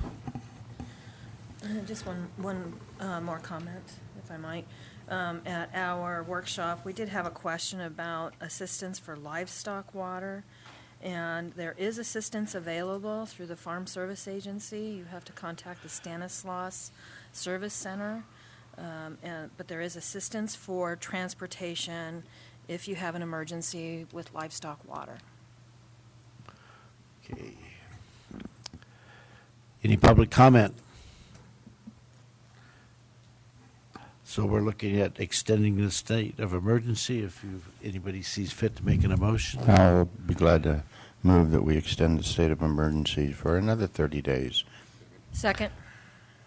We had a second by a quiet one by Supervisor Hanvelt, first by Supervisor Rutherford. Call for the vote. All those in favor? Aye. Opposed? None. Passes 5-0. Clerk, please read the second 10:30 appointment. Consideration of providing direction on possible actions to address tree mortality issues. Ms. Riggs. Good morning, Tracy Riggs, County Administrator's Office and OES Coordinator. So this item wanted it to follow closely behind the drought item, as this is a cascading effect of the drought with 4 years of drought. We are definitely seeing a large percentage of our trees dying. We are thankfully not to where some of our partners down in the southern part of the Central Sierras or the Southern Sierras are, but I think that we can all agree it's steadily getting worse. So we've invited a lot of people to speak on this, and I want to make sure that your board has plenty of time to look at that, as there's a lot of options for you to address within this memo here. Contained within the memo is the last report, and CAL FIRE Forester Adam Freeze is here, and he can go into more detail, but you'll see in there where it talks about doing the last flyover where there was 3.6 million acres that were surveyed, of that 526,000 with tree mortality, and looking at about 6.4 million trees that are dead or dying. And that is for the Central and Southern Sierras. I'm not sure if that's the whole state, so Adam will be able to speak to that. But also within your memo here, we have outlined some of the options that your board can consider, and some of those range from directing staff to incorporate tree mortality into the current declaration, drought declaration for state of emergency, drafting an entirely different declaration of emergency, following up and corresponding with our other partners such as NACO, CSAC, RCRC, some of our other state and federal legislators to seek additional assistance, working with other counties in assistance, and we already have Supervisor Gray and Daniel Richardson who've been working with Mariposa County, who have already started pulling in a multi-county collaborative work group. Creation of a formal task force, which Josh White can speak to that. And then also beginning working towards identifying areas, and we know that if we do find a solution, where and how do we deal with all of these trees and brush that would be a result of falling these trees. And then also having a public information campaign and education. So these are just some of the options that you may have. Some of the individuals coming up may have additional options for you. Just so you have an idea of some of those that are in I know you recognize a lot of those who are in the audience right now, but some of those that both Craig, Pedro, and myself made personal contact with last week were CAL FIRE and County Fire. Fire Safe Council, both Supervisor Hanvelt and I were both at their last board meeting so that we were able to discuss this with them. Alan Johnson with SWIFT, U.S. Forest Service, PG&E, SPI, Ultra Power, American Wood Fibers, and then there are a whole smattering of Tuolumne Utilities District who is facing, as you saw in the memo, they've removed 120 trees. Now they have another 240 that need to be removed.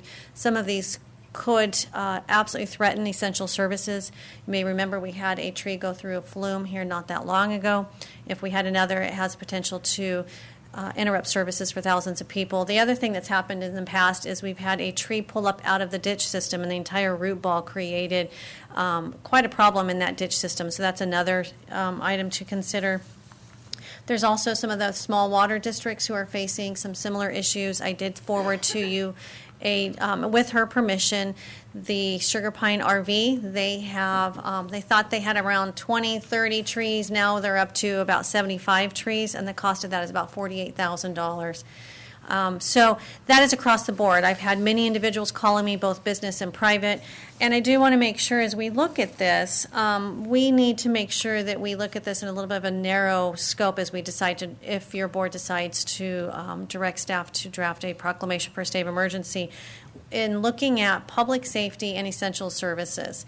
And that is what the mission of OES is, and many of our first responders, is looking at how do we prepare for and mitigate anything that may threaten public safety and or essential services. So our water systems, do we have, PG&E has been a fabulous partner so far. They have a 1-800 number in which there's live people on that line, and they're taking information. As reported in your memo, they actually will remove any lines, any trees along that threaten primary lines. Secondary, if multiple homes are in danger of losing power there. So they did say, please, please, please remember to contact them. And they were invited today as well.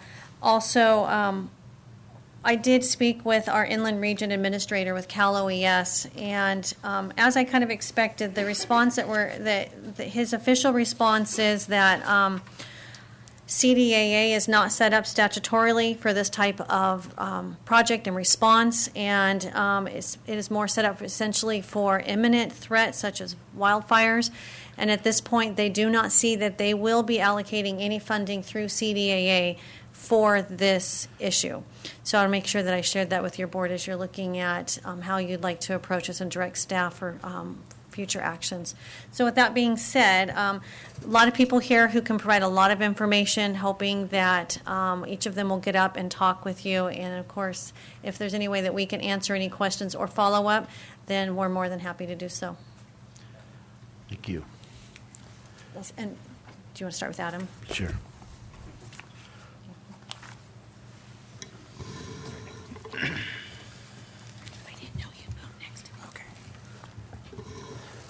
Thank you. Adam Fries, Unit Forester for CAL FIRE in the Tuolumne Calaveras Unit. As I've spoken earlier today, that we're in the fourth year of a drought, and we've seen steady tree mortality. particularly in the lower elevations with the ponderosa pine, but it's not limited to that. Also seen mortality in incense cedar and white fir in the higher elevations. The southern part of the county and the Groveland area has been the hardest hit, but also seen large pockets in the Miwok and Sugar Pine areas. Many of you have probably driven up Highway 108 and seen a large several acre patch in the Leisure Pines area. One of the biggest challenges we're facing, we're fortunate in this county to have milling infrastructure in place. Over the past decades in California, there's been a steady decline in that infrastructure statewide. We're fortunate to have several facilities here in the county, but unfortunately they've been inundated with other salvage from large fires. So one of the biggest challenges has been making it economically feasible for people to harvest trees as they're dying and offset some of the costs. There's been several things we have been doing. We've been doing lots of defensible space inspections and noting those trees that are dead, educating the public. Our foresters in both Calaveras and Tuolumne County have been doing lots of calls for service where we're providing the public with information on how to remove trees and encouraging them to remove those trees quickly while the wood's still sound, not letting the problem linger. But the lack of places to take the wood's been a challenge. And like I said, it's been a pretty steady decline, and it's been frustrating to see it. But one thing we have done that's been a big thing is the Board of Forestry passed an emergency rule this year to facilitate, to streamline the regulatory process as far as people getting permits for salvaging, and lowered the cost by not requiring a forester. One exemption that's been required allows people to harvest trees up to 10% of the volume. And the emergency rule, as you guys are probably aware of, has lifted that ceiling to 100%. So, but unfortunately, even though that's in place, the challenge of where to take that wood once it's been salvaged has been is a challenge. So that's what we're up against. Do you guys have any questions for me? Lots of questions. I think, speaking from for myself, from some property that I own a part of, I'm looking at 200 to 300 trees and no place to take them. What's my options? It doesn't look like I have any. I just wanted to share that one of through the phone calls that Craig and I made last week, being SPI with Ryan Land, Ultra Power, and also with American Wood Fiber. And I'm not sure if Ryan is here, but he did share that maybe in December they may be able to have some capacity to start taking some of these trees in. They've been working with some of these small water companies. Sorry, I'm still in drought and water. Some of these small tree companies already over these last months to help take some of those logs. Some of those logs, he said, are actually in better condition than what they're getting out of the rimfire area at this time. Also, Ultra Power did say that they may have some capacity. They may be here to speak to that as well. There's some things we'd have to work with them on. And then with American Wood Fibers, they take all pine. And he sounded pretty open. I spoke with Mark Medeiros, who's in the Marysville area, and normally said it's 4-inch top, 8-foot increments. If they're paying for it, they'll be a little more specific. If they're not having to pay for the wood, they'll take it any way that they can get it. Now, I'm paraphrasing, but that is exactly and I'm sure there's a little more in there, but they are open, and he is able to come if we come back to your board on the 15th with this item for follow-up. He said he can be here for that. So reason being, one of the things that Craig and I were looking at was what capacity do we have locally in dealing with this, should we be able to move forward with any type of program? Peter. Well, the one, I hate to put Adam on the spot, but we heard some regulatory relaxation, but anything that can be done to reduce the time and the expense of falling trees, removing them would be helpful. What else could you think that we could ask, for additional relaxation to do that? On the regulatory relief, the the existing, the 10% endign diseased, there's no cost for the permit, and there's no time delay. You can submit that. It's a one-page form, basically, and a map with some very basic, just contact information. Mail it in and start work. So there is no time delay on that one at all, and no expense for the actual permit itself, and no forester involved. In California, any logging does have to be done by a licensed timber operator, so that you do have to have a licensed timber operator do the work. But as far as a streamlined process, it is fairly streamlined. It's immediate. The permit's good for 1 year.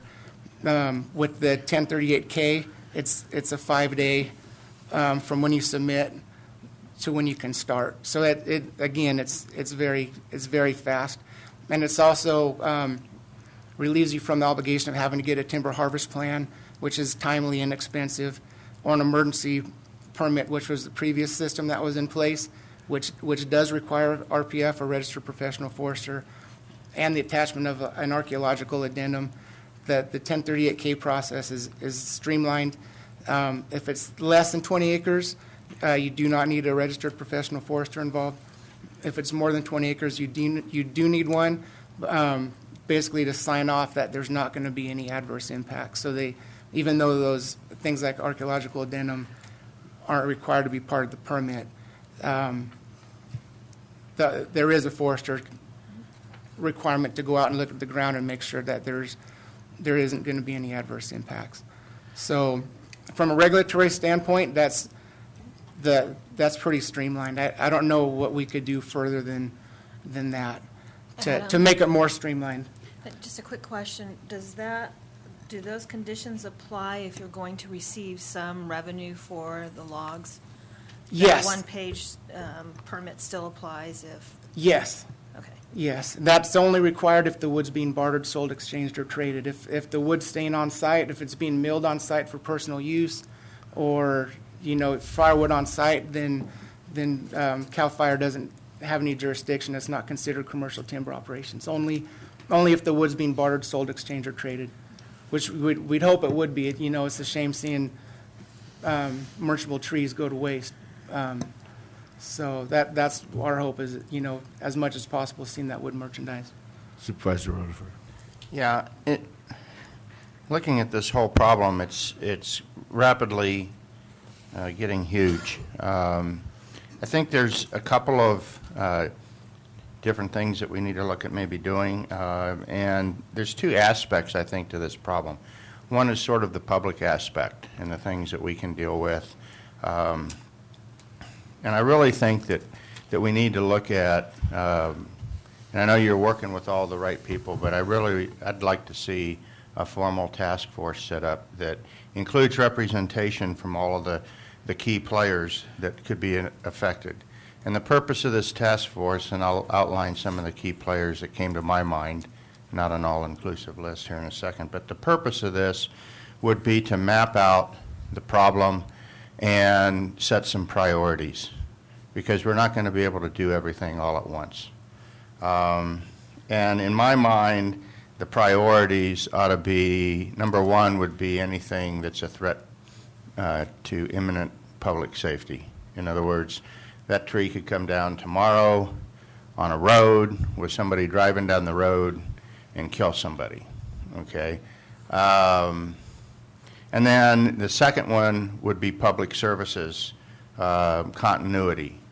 So things like electrical lines, phone lines, water, ditches, the flume you mentioned, and those kinds of things. Some of those may get to imminent public safety as we get into the winter and we start trapping some of our people because of snowfall, hopefully, okay? So we've got to be kind of flexible in our planning as we go through. But I think we need to be able to prioritize how we're going to attack this problem, because it's sort of like eating an elephant. You're not going to do it in one bite, okay? Some of the people, the key players that I think that we ought to be looking at, all of our communications people, that's PG&E, Comcast, AT&T, Verizon, whoever they are, okay? I'm going to miss some of them. That's not a slight to anybody, but the people that all of our communications lines, and that's electricity, utilities as well, okay? Water, TUD, but also some of our transportation corridor people. You need to have Caltrans in there because we're dealing with some state highways, certainly our roads people, TCTC, and I think everybody needs to come to the table acknowledging that they're going to have to contribute something. I mean, we're talking about helping protect your infrastructure. You got to be ready to do some work and spend some money too, okay? Because it is a global problem here in the county. Any of the special districts that might have something the sheriff's office, certainly, California State Highway Patrol, CAL FIRE. We've got jail crews. We could have the fire crews from the Conservation Center involved in doing some of the work, although there's probably some limitations on what they can do. Forest Service ought to be in there, our logging industry, both the loggers, but on the production side, the mills, biomass plants, all of those folks. And we need to come up with a plan on how we're going to deal with this, okay? That's kind of the public side. On the other side, it worries me just as much. We got some people out there, we got a whole lot of part-time residents that may not be here with a dead tree sitting on their property that not only could fall on their house, it could fall on their neighbor's house. And we got some people that may not be able to afford to have a tree taken out that may need some financial assistance. So we need to start thinking about how we're going to deal with those kinds of things. How are we going to help the people on their own private property do their due diligence and get stuff done? Because not everybody's going to be able to afford to take out Chairman Gray's, did you say 200 trees? At least. Something like that. So, I mean, there is a real problem here. And I think the only way we're going to get our arms around it is to get more brains in the room than just, are sitting in this room that really know what all the different aspects of it are. So I would recommend that, and I don't know who Craig would want to put in it. Tracy's pretty busy doing some other stuff, but somebody, either Tracy or somebody in our staff ought to be putting together some kind of a task force on this. And again, map it out. Where are the problems? Where's the densities? Where are the potential threats to, like I said, public safety and public services continuity? Mr. Pedro. Yeah, just a comment. In the staff memo, it mentions that actually CAL FIRE is helping to organize a meeting of those key stakeholders. I don't know if there is a meeting scheduled this Thursday with many of those players that you mentioned, and my hope was to set something up and a chance to brief each other on what each group's doing in an effort to come up with a plan, but also kind of not duplicating efforts. So it's a start. It's not all the groups that you mentioned, but it's a lot of them. So, Okay. But it could easily be expanded. There's a lot of resources out there. If PG&E is going to cut down trees anyway, we don't want to be cutting down trees that they're going to cut down a few days later, kind of thing. So just coordinate efforts. The meeting that Mr. Richardson and I attended in Mariposa, we had the same discussion. I think Alan Johnson you were there, weren't you, Alan? And my question is, do we go after this individually, or do we have more strength in trying to get something done collectively? Mr. Pedro? Well, there's no doubt in my mind that we're going to need to look beyond our borders and get a broader group of counties, focusing on this to get the attention statewide. What Tracy mentioned from our area coordinator, Mr. Lamra, who's been wonderful to work with in all regards. If we're to get true statewide attention and access to any form of resources, be it financial or crews or whatever, we're going to have to really make a case and get other counties involved. Be that we've talked about start local as RCRC to CSAC and maybe even broaden out to NACO, because this isn't just a California thing going on. We're particularly hard hit. I think one thing I forgot to mention. I do believe that we need to add this to our drought emergency. There is a resolution running around from Mariposa County to support such a regional approach to it. But I also think the governor added this to his drought emergency as well, the increased fire hazard, and he specifically called out the tree mortality, increasing tree mortality. I think we need to send a letter to the governor soliciting his support to ratchet this up to a high enough level that we get, if we need legislative action in Sacramento, that we get that. If it is indeed the state law that's hindering getting some funds flowing in this area, but we need to get the trees down. So I think we need to call the governor, call his hand and say, hey, come on, you open up the discussion. Let's make good on it. And just by way of background, the proclamation that Supervisor Rodefer is mentioning was adopted by the governor, or approved by the governor at the end of July, and it was geared towards wildland fire threat. But in the whereases, as a justification, it mentioned the tree die-offs that are occurring statewide. As to again, there's a lot of folks in the audience probably want to speak to not just framing the problem, but also what resources are needed and available. Definitely want to get their input. But on the resolution, and if we did a state of emergency or whatever, Tracy also picked some brains of some colleagues and what's going on, and there's different ways to approach that. So it might be good to hear that before you decide that matter. Yeah. Yes. So we did discuss that very issue on several fronts, and I do think, and I agree that we should, if your board wants to direct that we do declare a state of emergency, that it be separate from the drought.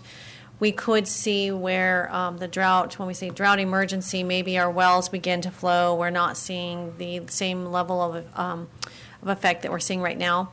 Maybe you decide to end that where we would still be able to keep that tree mortality declaration going so they could operate separate for themselves. And as Craig was saying, one of the things, along with Supervisor Rodefer, I went online and looked up the mission and vision statements for Cal OES, and I did remind Eric of this, so I do expect that when you direct us to, and I am thinking it will be a when, not an if, we're directed to draft that resolution. They have their mission statement, which is, of course, to protect lives and property, build capabilities, and support our communities for resilient California. But right below that, it says, we achieve this mission by serving the public through effective collaboration in preparing for, protecting against, responding to, recovering from, and mitigating the impacts of all hazards and threats. And that was one of the things that Eric specifically mentioned to me, is you're looking at mitigation. And we are. Right now, we're not responding to, we have had to respond to, fire did respond to the tree that fell on someone's home, and it was their neighbor's tree. We will respond as a group if we have a tree go through a flume or pull up a ditch, one of those tree root wads come up out of the ground. But it says in their own mission statement that part of that is protecting against and mitigating the impacts of all hazards and threats. So that would be something that we would also remind them of in their own mission statement, as well as in that declaration that the governor made, citing that there are millions of dead trees, that we, along with other counties, are concerned about this. Eric also mentioned that as of right now, they've only heard from 2 counties, us and Mariposa. They've not heard from any other counties that they are going down this road. So your comments, is this what we need to go down and look at a multi-county collaborative? Absolutely, because as they look at us as a group, they begin to feel more of a dire urgency to it as opposed to 1 or 2. Because remember, just like with everything else, when they open this door, if they open it for just Tuolumne County, it becomes open for the entire state of California. So that's why also my recommendation in being, let's look at this in a narrow, such as Supervisor Rotifer said, is look at this narrowly with some priorities set in place so that we're not saying we want to eat this all at once. We need to take off a portion at a time, and we need to focus on public safety and essential services and keeping from interruption, which could be access to public infrastructure and or utilities that we know. We have a lot of people who absolutely rely on utilities for various reasons. So. Okay, so would like, that's where we're headed. Public comment on this matter. If you have something to say, please come forward. We're looking for advice and support, so don't be bashful. I don't think so. They may. Does he have another question?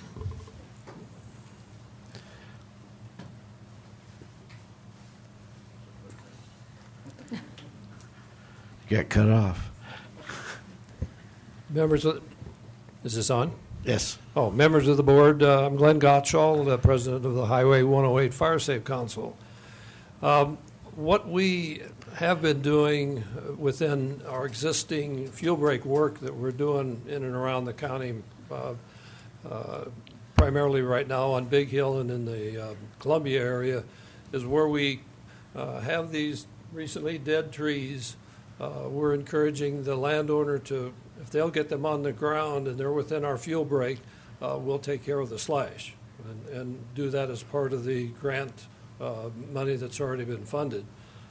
In areas where we could plan future fuel breaks to take care of areas that are hardest hit, I could see that being one of the factors where we could put our priority for those future fuel breaks. Again, that's a process that takes anywhere from months to maybe even a couple of years to get not only those grant opportunities, but also to get the nod and get the funding. So those are two options that we may have in front of us to assist in the problem. Thank you.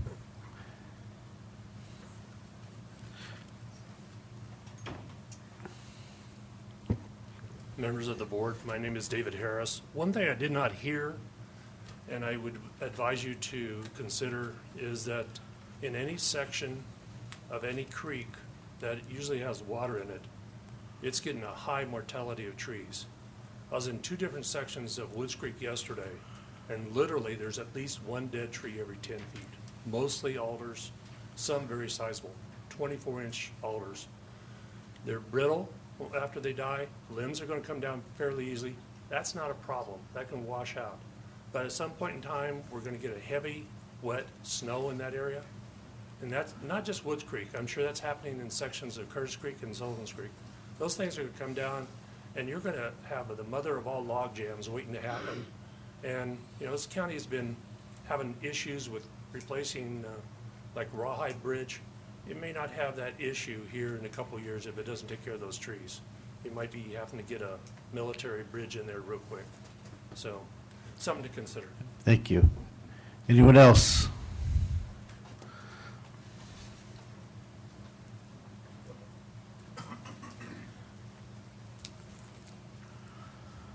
Hi, I'm Lee Dennis, and I am from Leisure Pines. Very, very hard hit. And this is from the drought. PG&E has come in and cut many trees in my yard. I have almost half an acre, which isn't much, but because it's open, my backyard is open, I have 20 to 30 trees down in my backyard. And I have no money to get rid of those trees. I'm on fixed income, which I hate that term, but it's true. And I just need help. And I need to know where to go. I'm so grateful that you are looking at these issues. Been here 37 years, had to pay to cut down trees. One or two, fine. That will fit in the budget. But no more. Please do everything you can to expedite this, because you can't give the wood away. I've been trying to give it away for over a year. Nobody wants it because it's so prolific. So it's just a request. And thank you. please do everything you can to expedite this. Thank you.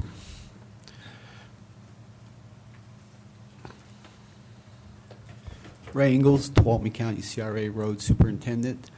Just to kind of give you a heads up on kind of where we're at, I have a list that I started. I haven't been out looking around daily, but I'm at 40 trees that are ours to remove, and that's not counting the south, which I got a thing of anywhere from 50 to 100 over there. But for every 40 that is there may be 10 behind those on private property. I'm only dealing with what is county. Last year at this time, we had a contract and we removed 11 hazard trees. So this is where we're at right now, 40 and counting. I've been told to quit looking up. I don't know if that's because of my safe driving or not to keep seeing trees. A question, what's the approximate cost per tree that you're facing to take those hazardous? Well, last year we had 11, and we got a deal. It was $6,700, but I don't think we're going to get that kind of a break this year. And it depends. We cut a lot that we can do with our forces, but when they become a hazard or beyond the scope of what we can do, we have to contract out. You might look and say, well, there's 20 trees there. Well, some of them might be like that, and some might be like that. So it will be ongoing. Usually they don't peak till right about now. So we'll be seeing more up. I see them all the time. So, all right, thank you.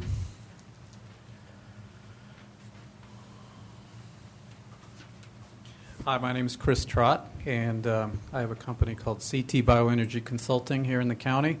And one thing I want to preface my statements with is that the flight survey that the Forest Service did in early July, where Ms. Riggs talked about the number of trees that were dead. From my estimation, just driving around in the forest and working on private property and in the county, there's way more than that. Now, here we are 2 months later, and trees, more and more and more trees are showing up. It almost seems like every day. So it's the right thing to do to declare a state of emergency for tree mortality. I agree with that 100%. I urge you to do that. It's because in order to help alleviate the public safety problem and the other issues that are created, we're going to need some outside funding to be able to deal with this problem, because the mill can take some. I'm sure that Ultra Power can take some. I'm sure that the shavings mill can take some. But we're going to need to set up places for the tree service companies and people to be able to take some of these trees, and especially the slash, which creates a huge fire hazard. And what are you going to do with it, really? And so these areas that we can set up these yards, maybe 2 or 3 or 4 yards around the county, to take this material, and then it can possibly be merchandised into various products. Maybe some of the material goes to the sawmill, some of the material goes to Ultra Power, some goes to the shavings mill, some goes to mulch and landscaping materials, some gets composted, some goes to firewood. It's really the only way we're going to deal with the magnitude of the amount of trees and slash that has to come out. So I fully support you declaring a state of emergency. Thank you.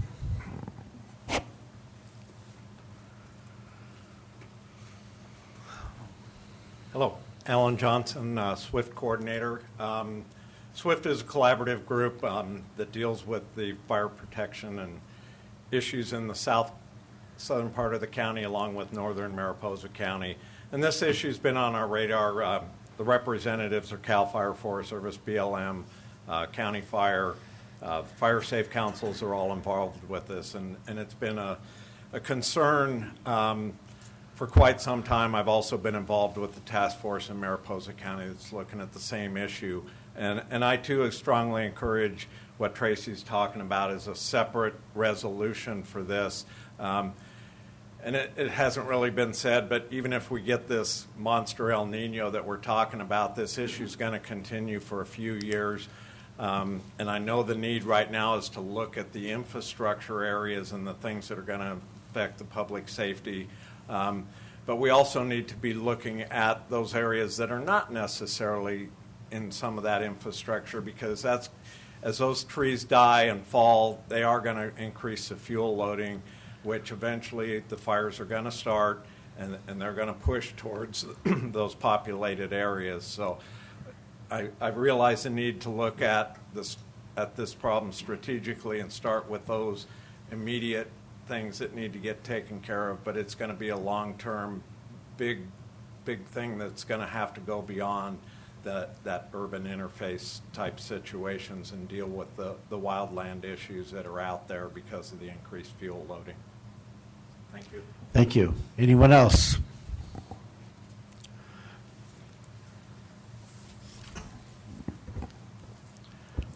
Hey, Adam. I'm David Peters. I live up in back of Ponderosa Hills. I have a piece of property. I don't have any dead trees on my property, but my neighbor does.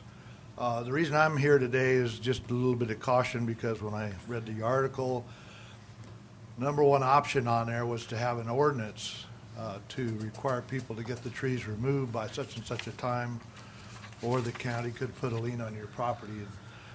I would hope that that's not in your scope of considerations, because what had happened is you'd end up broke and you'd end up owning everybody's house in the whole county.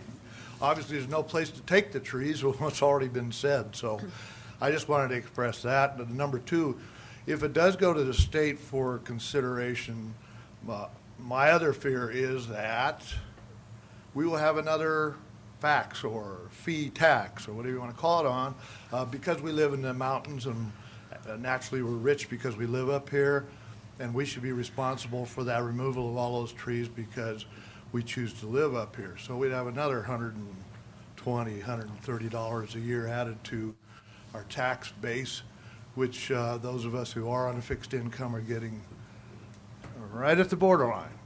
So that's my concern, and no offense, Adam, with the tax thing. I've been fighting that. So I'm just an average citizen hoping that it doesn't head in that direction. Thank you very much. Thank you. Anyone else? Supervisor Hanveld. Yeah, well, I want to thank you all for coming up with your comments, and I appreciate what Supervisor Rutherford said earlier, and I agree with that. And Caltrans really does need to be part of the solution. I think they've been neglecting their issues. They have overgrown right-of-ways, and they have a lot of dead trees too. But I'd like to deal with the gentleman who just spoke. I'm with you. My neighbor made the same comment. That was never in my mind to require that. However, private landowners have a serious problem in terms of how to deal with that, and I appreciate that. And I think, and this is for Ms. Shane, I think we need to look at our rules and our guidelines and things that we do with, for instance, open space. Dead trees don't respect non-open space. They're dead everywhere, and they're dying everywhere in some of these creek areas. We need to figure out how we're going to deal with that, and I think we need to give private landowners guidelines on what they can and can't do, and I think we need to look at what we do and what we say and what we, in fact, require to do things to make it easier for them.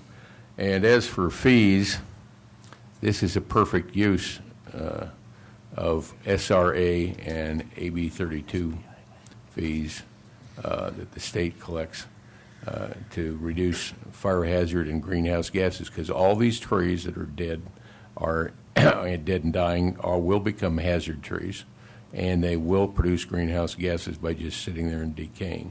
So perfect choice there, and plus they're a public safety hazard. So I think we need to be comprehensive in how we look at this thing. We need to move forward, but the task force is the right thing, but they need to be really comprehensive in how they look at it, and maybe you got subcommittees looking at things. But we need to move with some haste. Tracy and I have been talking about this for 2 years before the drought-related trees are, but all you have to do is look around this county and see, well, I think the forest is overgrown. I beat the Forest Service up. The private lands are overgrown too. And we need to somehow help deal with the private lands, because when the fire comes, it isn't going to make any difference whether it starts on private land or public land. It isn't going to make any difference anywhere. It's going to go everywhere. And these trees are all just fuel. And so I appreciate the fact that that mills and biomass plants and the wood shavings plant might be able to take some of this. I think with the number of dead trees, we can overwhelm them. I was at RCRC recently, and I think most of the counties, the rural counties, forested counties, understand this problem. We had a presentation by Ken Pimlott and Dwayne Shintaku from CAL FIRE.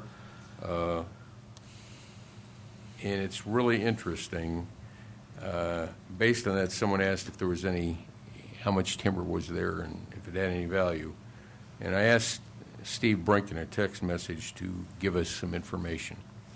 And just so you can put this in perspective, he says he gave me an attachment of the synopsis of the aerial mortality detection mapping from Placerville to Porterville. It's just a small section of the Sierra. The synopsis estimated 500,000 acres were impacted, of which over half is ponderosa pine, incense, cedar type. And I think you already said that. Anyway, when it came down to this, he said there was 6.2 billion board feet of dead timber out there. And if you just looked at his saw logs at $100 a 1,000 board feet, it's worth about $620 million. But if you look at it as finished lumber value product, it's worth $3.2 billion. And if we don't do something about what's going on in the state of California, that's the kind of money we're wasting. Could pay for it. But as long as we have our forests in a condition where we're black salvage, black harvest is the dominant force, our mills are going to be filled. We've got a big problem, and we need to get with it.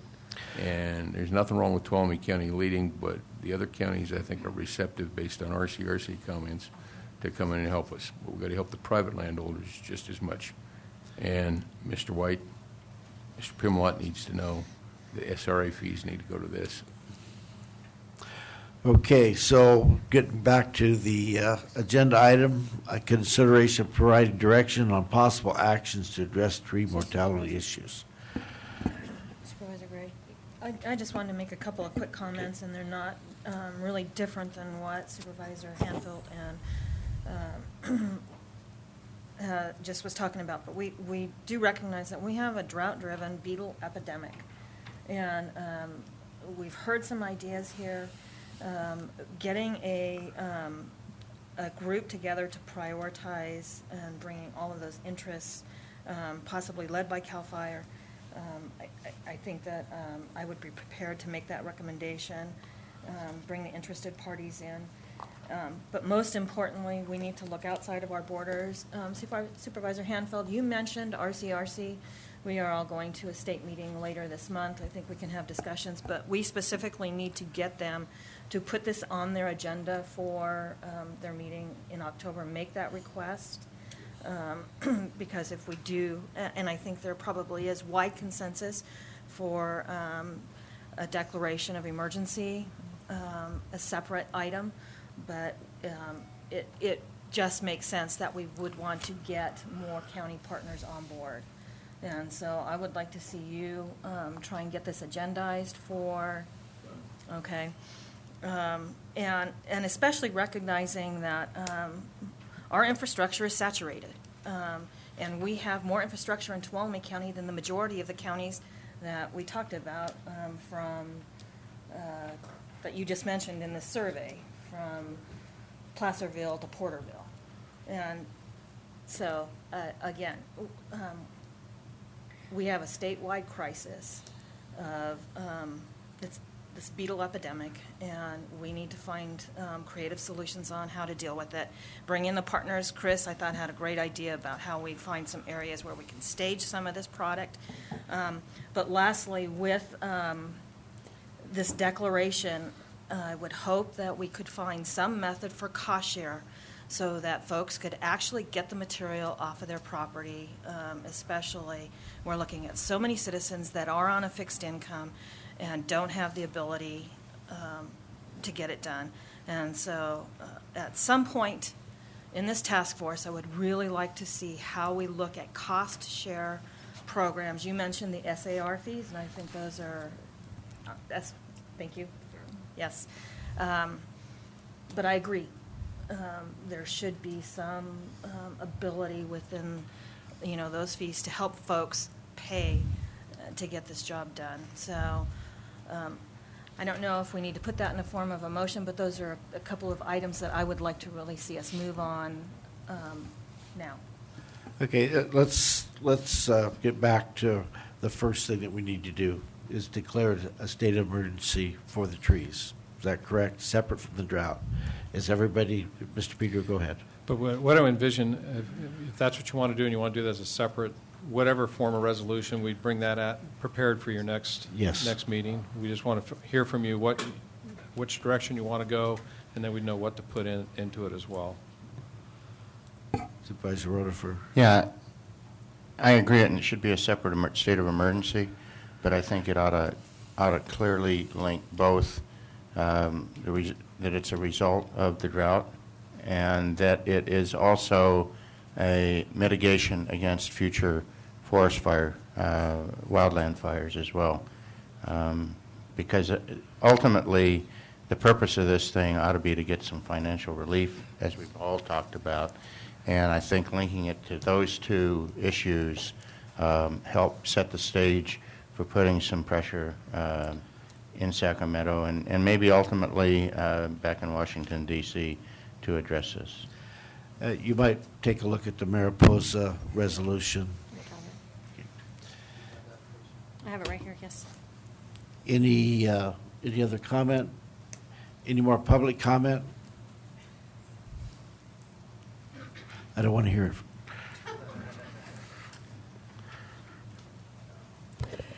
Good morning to the Board of Supervisors. My name is Kathy Fasilla.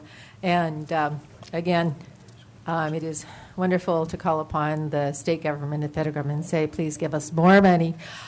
Maybe I had just a little blip of a possibility. Is there a way to go to the people who need wood, who might be able to pay for the wood so that we could actually go have people who need the wood get it, pay for it, and get it out of California?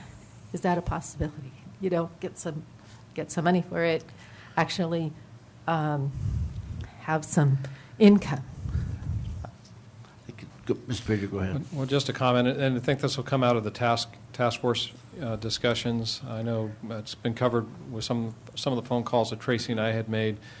It is possible, depending upon the quality of the product that you have to offer, where most of the cost could be covered, to have it removed and taken to a place like an SPI or, wherever. I haven't heard him get up yet, but I know with SBI, there's actually, they see these types of trees potentially as having a good value, that would be very attractive, to them. Just as a comment, as far as storing trees that might be be headed towards SBI, we were talking about stacking and that kind of thing, and just talking with Ryan, he was saying that if we're even thinking that, the key is also get water on those things to protect the trees and so forth. So he wasn't particularly, for his use, wasn't particularly enthusiastic about creating these different storage locations. He'd rather get it, to the plant. I'm just giving you a sample because there's a zillion angles to this thing. Again, Ultra Power, they were talking about, what they can take and so forth. But if we were to ask them to jump into this game, which they're more than willing to do, they also have contracts for supply that allows them to create power. And if they were to back off of some of those existing contracts in order to take this local material, they'd need to know that it's reliable and meets their criteria. And anyway, I'm just kind of going into that a little bit, just dipping my toe in here because it's a big topic. And hopefully this kind of information will come out of the task force discussions. And just to say to Board, if we really go down the path that I think I'm hearing from you, and it probably needs to be done, this is becoming very drought well-like, that we're going to have to set up a process and a machine to actually coordinate this and with people that know what they're doing in those areas. I know we've had discussions with Fire Safe Council and SWIFT, people that know kind of what they're doing in this area. They know the partnerships, kinds of things that need to happen, and find some way to connect with them, maybe sort of like we do with Wells and ATCAR, if you will. I don't have it all figured out, but just so you know where our mind's going is this, try to figure out the resources, who can do what, how can we help it to pay for itself, where it could be done. Certainly go after what resources that we can to assist, with all of this. That information referral thing alone will be huge, particularly for the private, citizens, because a lot of folks just don't know. How do you even go about, getting trees down and doing it safely? Talking with some of the folks that do this, they're in the timber world.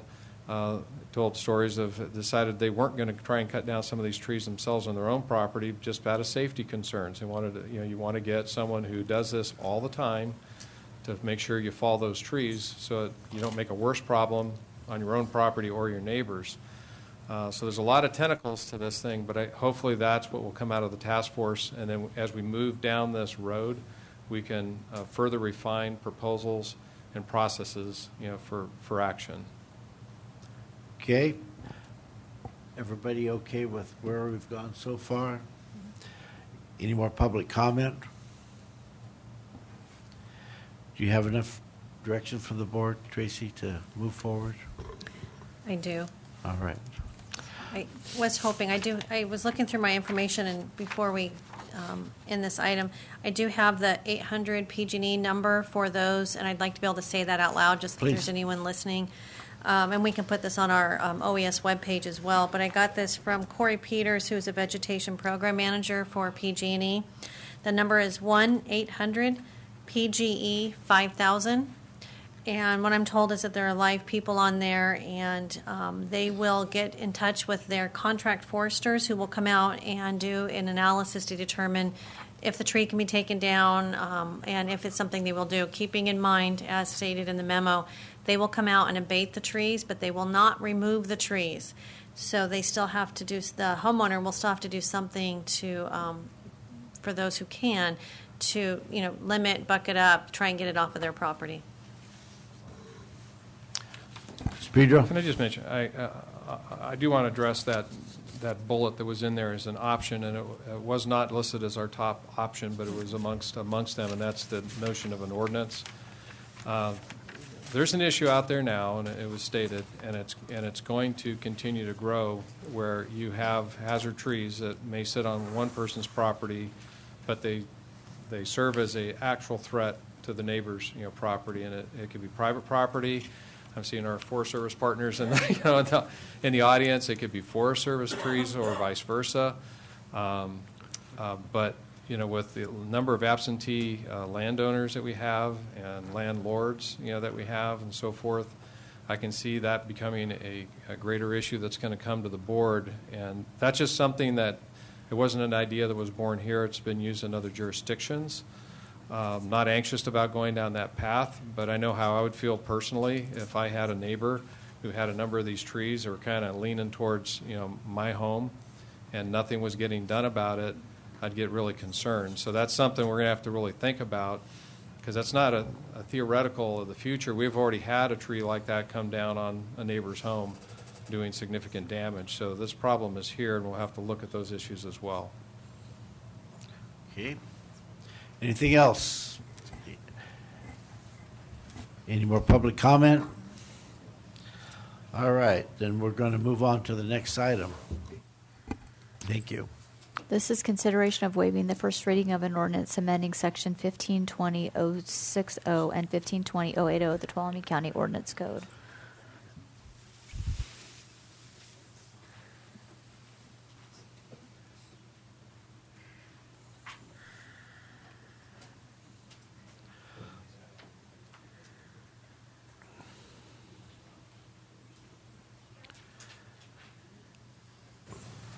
So you're handling this one?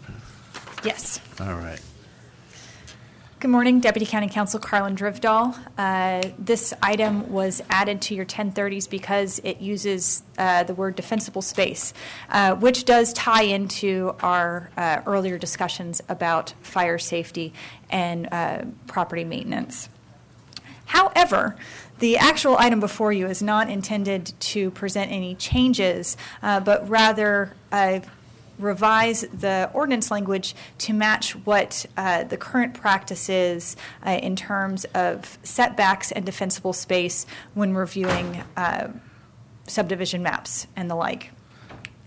The reason why we are bringing this forward is related to, give you a little bit of background.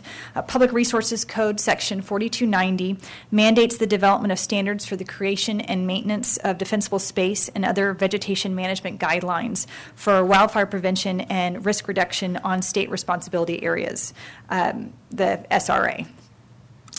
4290 allows local agencies to adopt in lieu regulations that equal or exceed the minimum regulations set by the state. The California Board of Forestry certifies the local regulations when they provide the same practical effect as those regulations adopted by the Board of Forestry.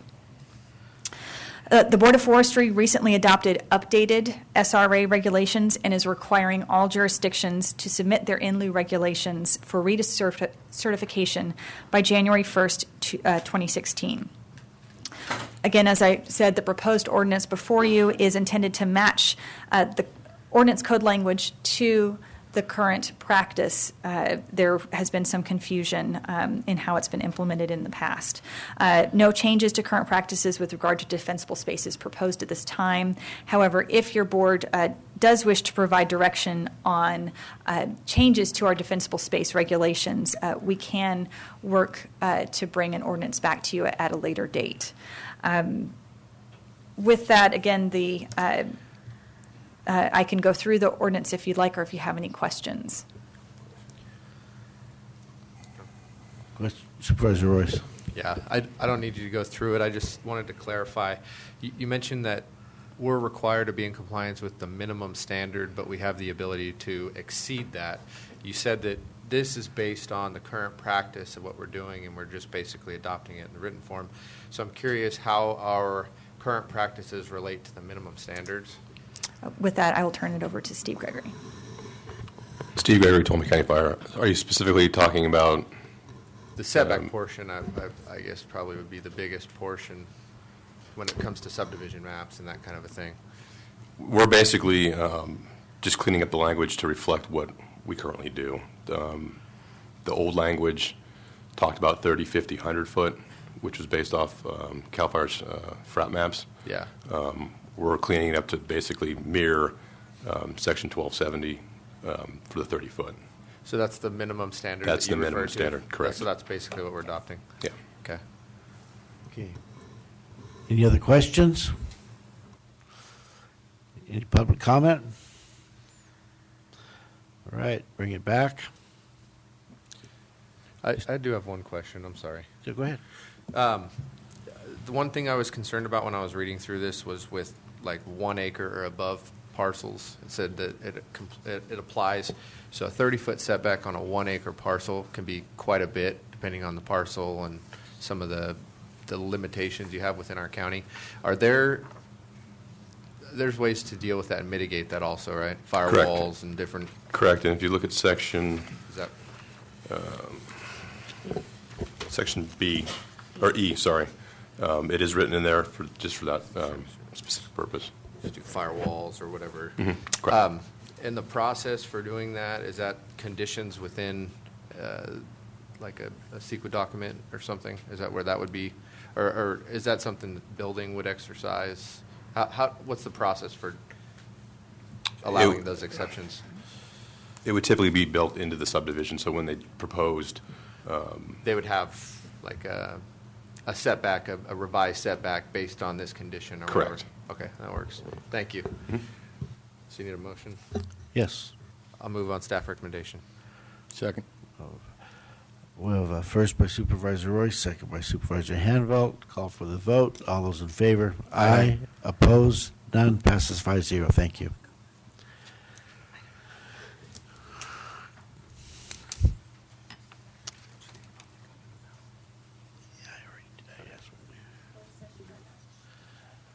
Would you like to read the closed session? Or would you like to go to lunch? Mr. Pedro. Just a word. Item A, dealing with labor, will not be heard today. We'll do that next meeting.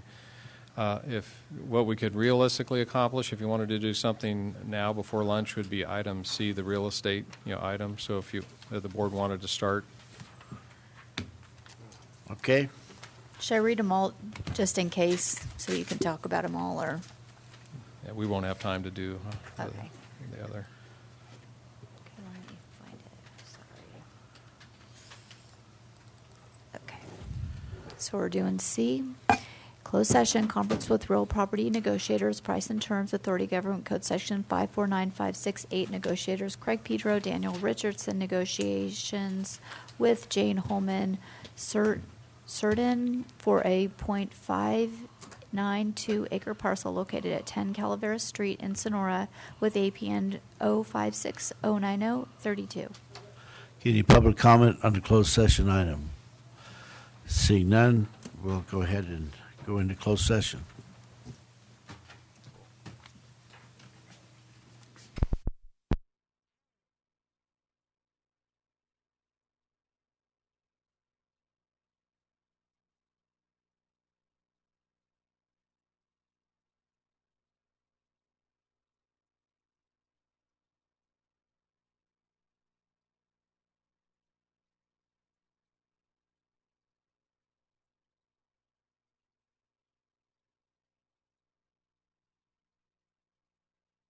The 2015 Board of Supervisors meeting.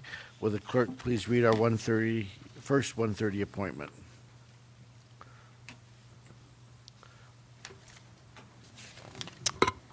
Consideration of approving the Tuolumne County Behavioral Health Advisory Board annual report for fiscal year 2014-2015.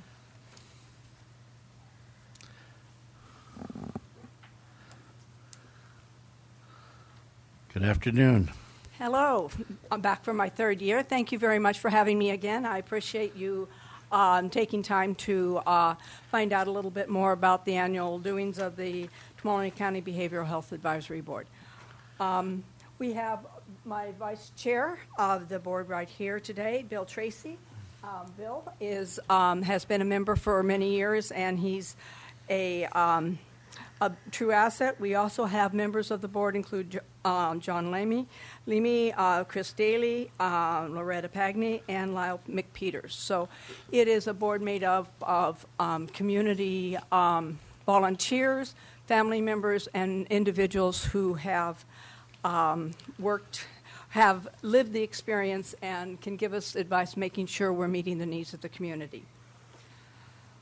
The reason I come here every year is because of the Welfare and Institutions section code, and they have certain requirements for who makes up the Behavioral Health Board. That's why I introduced them to you.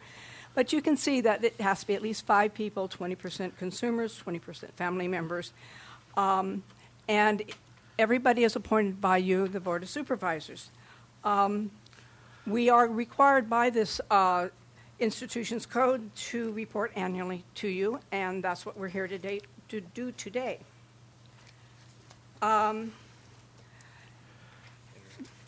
It is a healthcare issue, but it's a lot more. And it serves a specific community. Everyone in the community is able to access crisis services. But the main focus of the services are for Medi-Cal beneficiaries and uninsured individuals who meet certain criteria.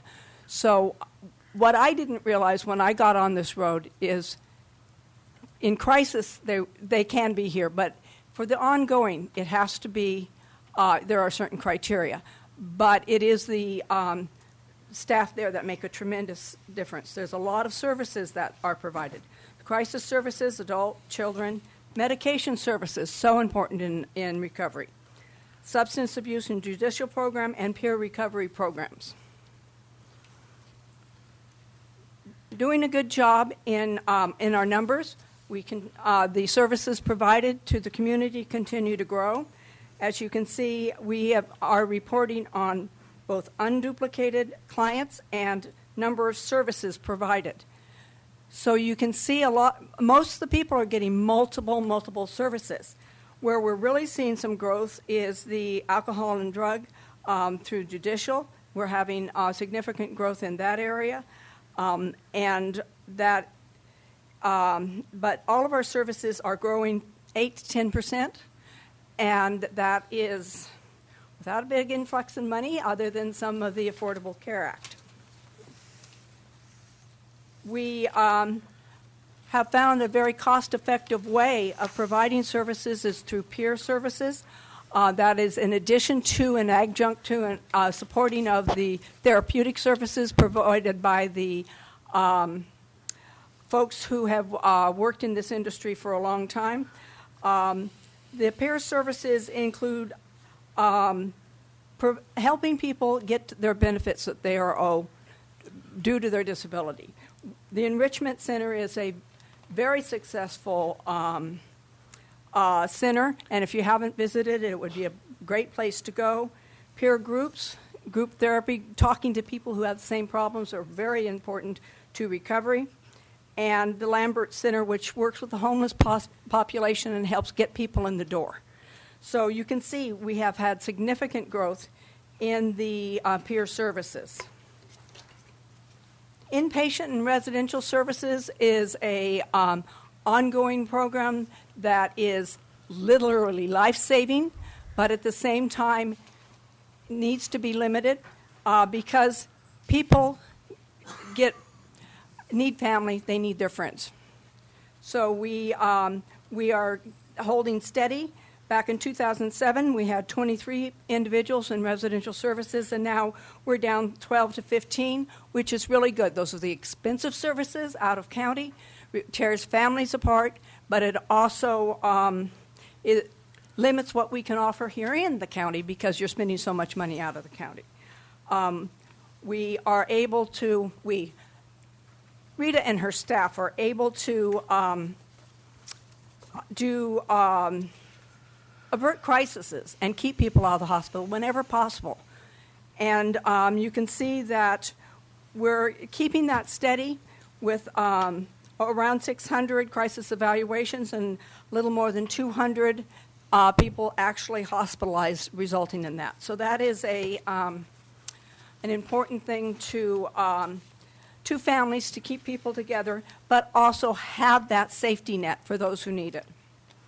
The Affordable Care Act is helping reduce the cost of some of those hospitalizations. With more and more people having insurance through ACA, we're getting more dollars back. A lot of those hospitalizations used to be strictly on the county. Now people are able to get some of those costs paid for through the Affordable Care Act. And so that is helping reduce the cost of inpatient care and stabilize and support the services that are provided locally. We have received a collaborative award to work with Medicare insurance and primary care. There is not one doctor for this up and one doctor for down. It is one body, the same chemicals that are causing problems. One place will cause problem, other places. The coordination is very, very key, and it will be the future of behavioral health services. The mind and the body, it's one, and it needs to be treated as one. That is the Health Access Resource Team. We had a pilot project, and now that's being expanded countywide to get more of our general practitioners able to do the maintenance for mental health services. You go to the doctor when you break your leg, your doctor will refer you to an orthopedist. If you get diabetes, you'll go to an endocrinologist. With behavioral health, a general practitioner can do the maintenance just like your medical doctor can do maintenance on diabetes. But when you're in crisis, you need a specialist. You need the endocrinologist. We're trying to build that same type of model for behavioral health services, where they can be provided on a more readily available area with a general practitioner, but there is crisis services and support available where the GP can call a psychiatrist for advice. Is it time for a referral to you? I'm seeing this with this medicine. Is this something I need to be concerned about? So you can have the support of the specialist supporting the general practitioner. It's a much more cost-effective way to provide health care, and it's much more universal because people, mental disabilities and psychiatric disorders are not separate from their physical disorders. They're one and the same very often.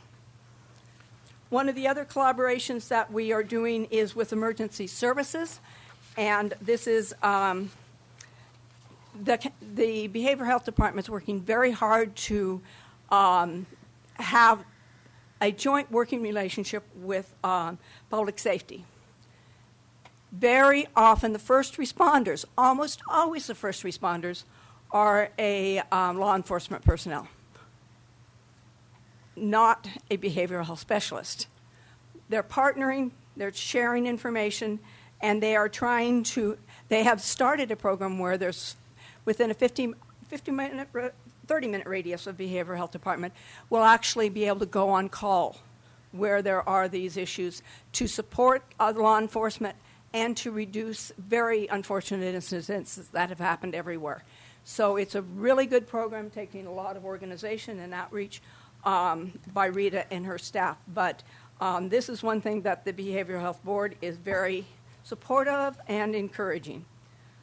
We receive monthly reports.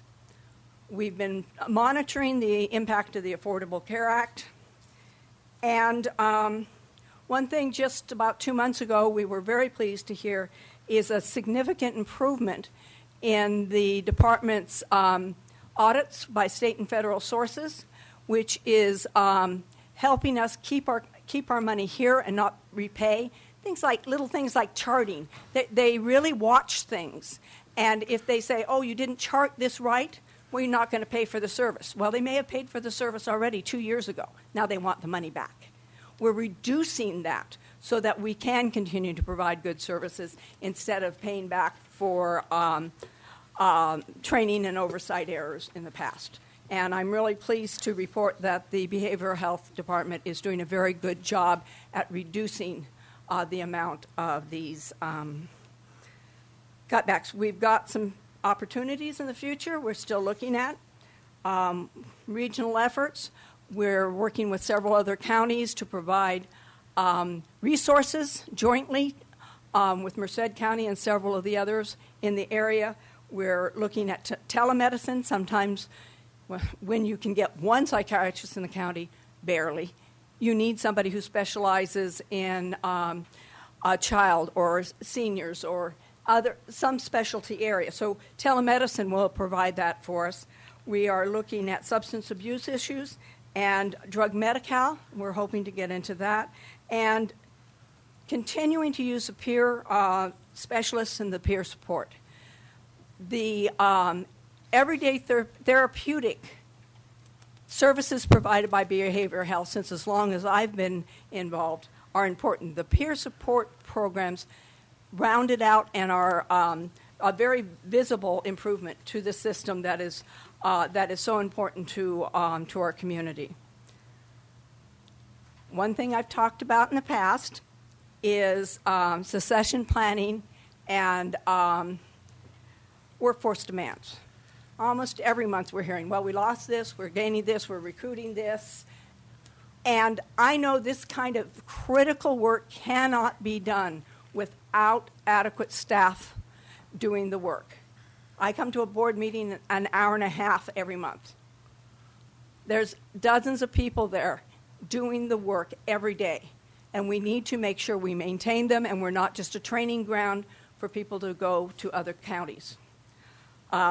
And Sherry's heard me bend her ear a few times on this one. We support these collaborations and these partnerships with other agencies, with law enforcement. Behavioral health cannot be put in the attic and shut the door. It is part of our community. It is a part of our families. We have to pay attention to it, and we have to work with it and work with individuals and support the individuals doing the work and the people going through the concerns.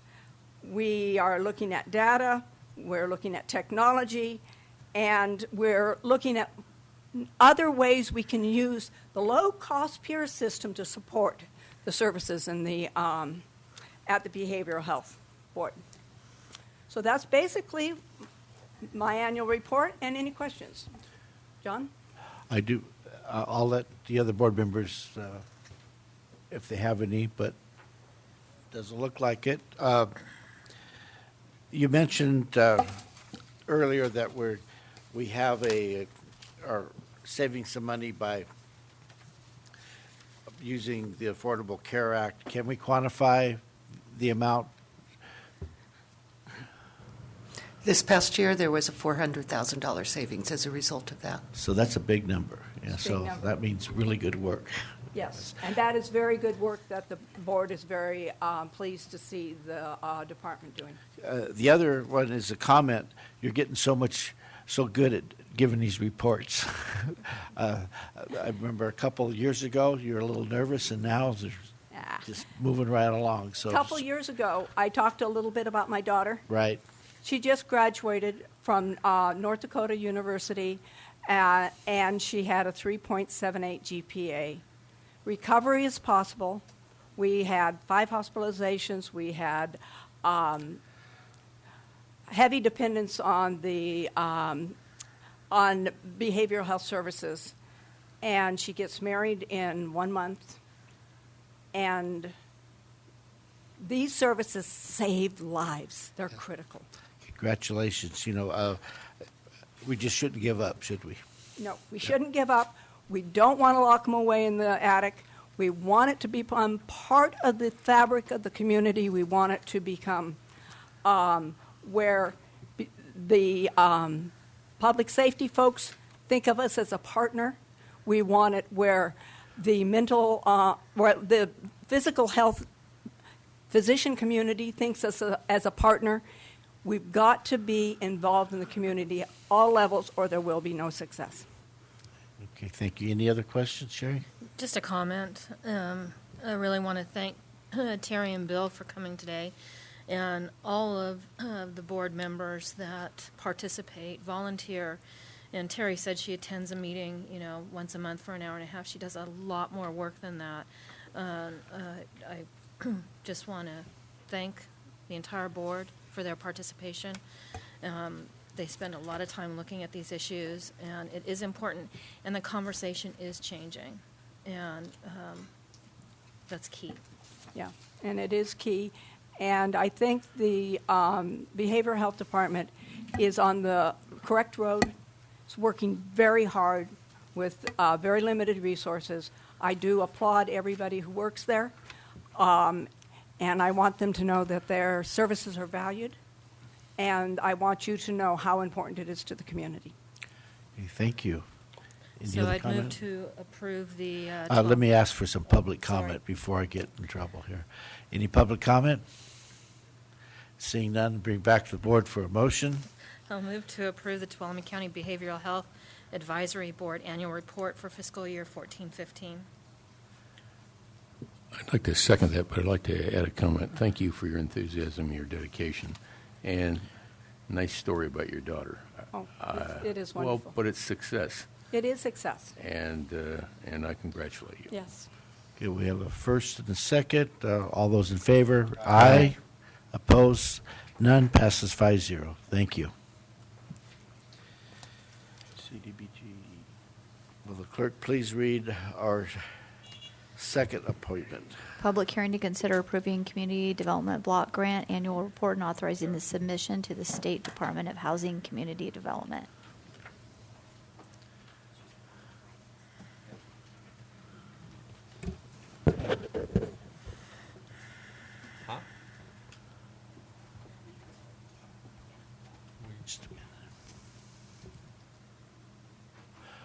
Okay, I'll go ahead and open the public hearing.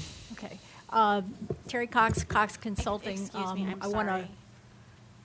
Supervisor Royce has an issue that Okay. we need to address. Yeah, I recuse myself on CDBG stuff, so.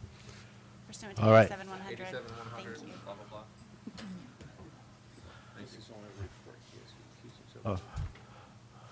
Okay, so I'll go ahead and open a public hearing again. Right. I'll preface my comments by saying that I do have my regular sign-in sheet for everybody that's attending this public hearing, and that written comments regarding the county's Community Development Block Grant Program can be addressed to the County Administrative Office. So we have 2 items today. I know you have a busy agenda, so we'll make it as quick as we can here. The first one is about the annual reports.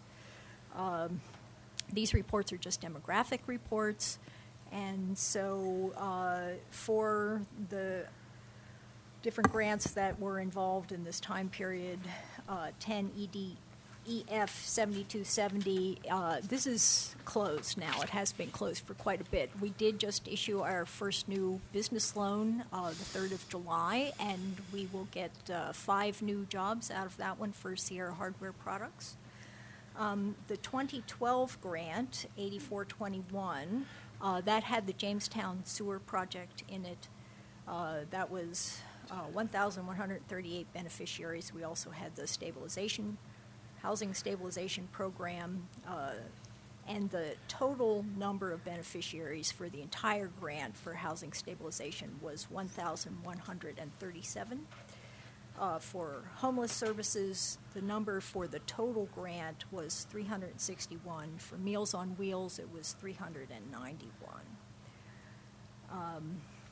The program income waiver for homeless services was 253, and we already talked about the business program. So I'm happy to answer any questions. Any questions from the board? No questions? Any public comment?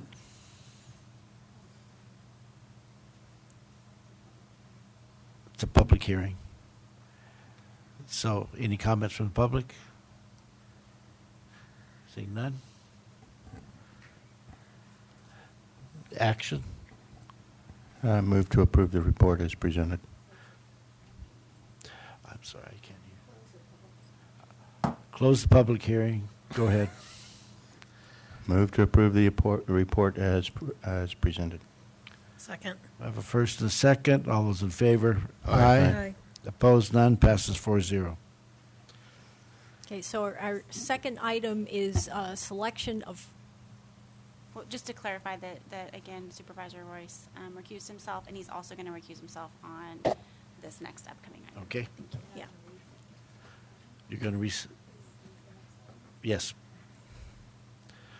This is a 130 number 3 item. It's a public hearing to consider comments regarding the 2016 Community Development Block Grant application and directing staff to initiate a call for projects.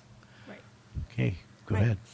Yeah, so this is the first step in selecting projects for the 2016 cycle of Community Development Block Grants, or CDBG. We will have several steps before we're all done. Applications will be due about the middle of April, we expect. The state will release its notice of funding availability in January. Usually they make some last-minute changes in December, but assuming they're on the regular schedule, we would actually start the formal writing in January. So we'll take care of the selection process this fall. Now, you will remember that there are a number of eligible activities. These include housing, public works, public facilities, public services, and economic development. Now, they did make a big overhaul of the program in 2012, and several of the big changes that they made at that point were that cities and counties can only apply if they have expended over 50% of their outstanding grant funds. So the county used to apply every single year. At this point, we're applying every other year. So we had a 2014 grant, and we will apply again in 2016. You can only apply for 3 activities total. There is no longer a set-aside, which is what we used to cover Meals on Wheels for quite a few years. And then planning grants, you can do up to 2, but the total between the 2 cannot exceed $100,000. So I'm happy to answer any questions that you have. Okay, I have to open this public hearing. The question, any other questions? Is as far as soliciting the request for this money, what type of outreach do you do? We do a formal call for projects. So we do an advertisement, and then we send out a notice to anybody who has expressed interest in the CDBG program in the past, that we'll have a meeting, and then there'll be a short application that they need to submit. Okay, thank you. Any other questions? Okay, public?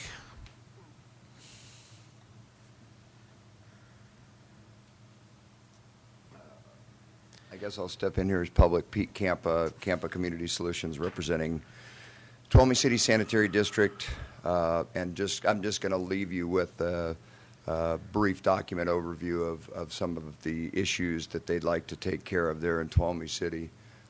Don't need to get into a lot of detail because you've got a lot of ground to cover between now and then, but I know Supervisor Royce is not available for this discussion, and it is his area of the county, but I'm sure you all have interest in the condition of the sewer. You've seen all the problems in other areas whenever there's a sewer problem and a sanitary sewer overflow and all of that. And Tuolumne City Sanitary District has a disadvantaged community, it meets the income guidelines throughout the community and has some significant sewer system problems, and those are public sewer. So anyway, I won't get into detail. I just want to support the board's application, and there is a planning grant that the district has been awarded through the last round, and I'm hoping that we'll be able to get through that planning grant to the point of being 50% or further along by the time that the application is due. That just depends on how quickly all the paperwork gets done and everything else between now and then, but that is a planning grant to finalize the look at the sewer and determine the extent of the problems. These are just the ones we're proposing are the immediate that we already know about. So, all right. Thank you. Any other public comments?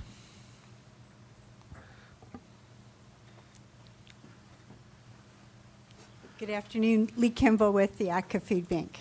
I want to thank you for always supporting us in so many ways. This particular funding is very critical to us being able to continue to make sure the safety net here in Tuolumne County supplies not just food, but nutritious food that meets health needs. And we're really hoping, after we're back in our building and through our remodel process, that we're going to be able to expand 2 more schools and also continue to seek to serve our children over the summer months. This funding would be critical to being able to do that. So thank you for considering the project. Thank you. Good afternoon. Beetle Barber, Housing Resources Director for ADCA. I want to thank you also. It's really an honor to be entrusted with these public funds for public services. In our case, it was housing stabilization. We have made excellent use of the funding. It has enabled us to keep people from becoming homeless, which is a huge step in reducing and ending homelessness. And we look forward to being able to do those same kinds of services in the future. We're very fortunate right now to be working with the Department of Social Services CalWorks Housing Support Program, and we're able to serve families with children who are on CalWorks, which was a big part of what we were doing before. Now that we have that separate pot of funding and a very successful program, we're able to turn our services more to people who are living with disabilities and living at the very edge of losing their housing, very much at risk. So we, again, thank you. It is an honor to work with you. Thank you. Any other public comment? See no more public comment. I'll close the public hearing. I'll bring it back to the board. The action would be to direct staff to initiate a call for projects. I'm okay with that. I'm also okay with the process that's gone on the last couple of years. So look forward to you coming back with a proposed set of projects and a prioritization like you always have. Okay. Councilor, we have to do a motion on that. Yes, okay. Need a motion? That's your motion? That's my motion. Okay, I'll I look for a second. second. I have a second. All those in favor? Aye. Aye. Opposed, none, passes 4-0. Thank you. Thank you. Clerk, please read our next appointment. This is a public hearing to consider Ross Special Ordinance amending Section 170602 of the Tuolumne County Ordinance Code.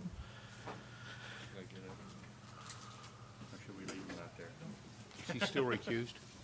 No, he's done being recused. Evan?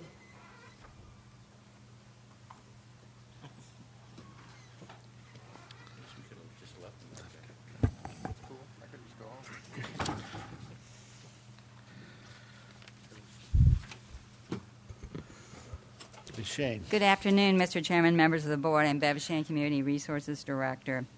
Christopher and Mildred Ross own 2 parcels that are located at 24635 State Highway 108 and 20162 Chief Fuller Way in Miwok Village. They currently operate a used furniture business on the property, and they would like to expand that business. In order to do so, they did apply for a conditional use permit to construct some additional storage areas for their business. But in order to issue a conditional use permit, the zoning must first be consistent with the general plan. And in this case, one of the parcels, consisting of almost a half an acre, is currently zoned C1 General Commercial. The other parcel, which is 0.6 acre, is zoned General Commercial Mobile Home Exclusion zoning.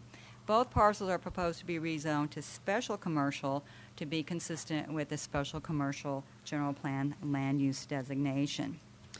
This project was considered by the Tuolumne County Planning Commission at its meeting on August 5th. After conducting a public hearing and hearing from the applicant but hearing no opposition, the Planning Commission did approve the conditional use permit, so that is not before you today. The Planning Commission is a decision-making body for use permits.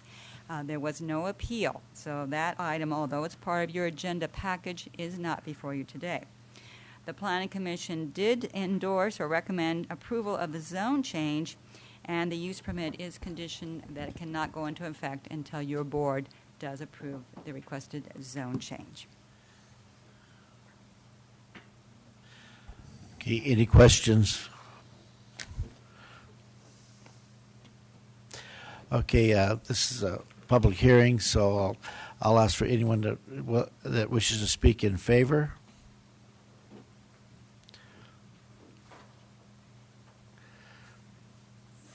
Hi, thank you for hearing our zone change. My name is Christopher Ross. I'm the owner of the property. I'd just like to say that, this has kind of been a long process. I thank you guys for listening. I'm hoping that you guys will approve this zone change so I can move forward with the project.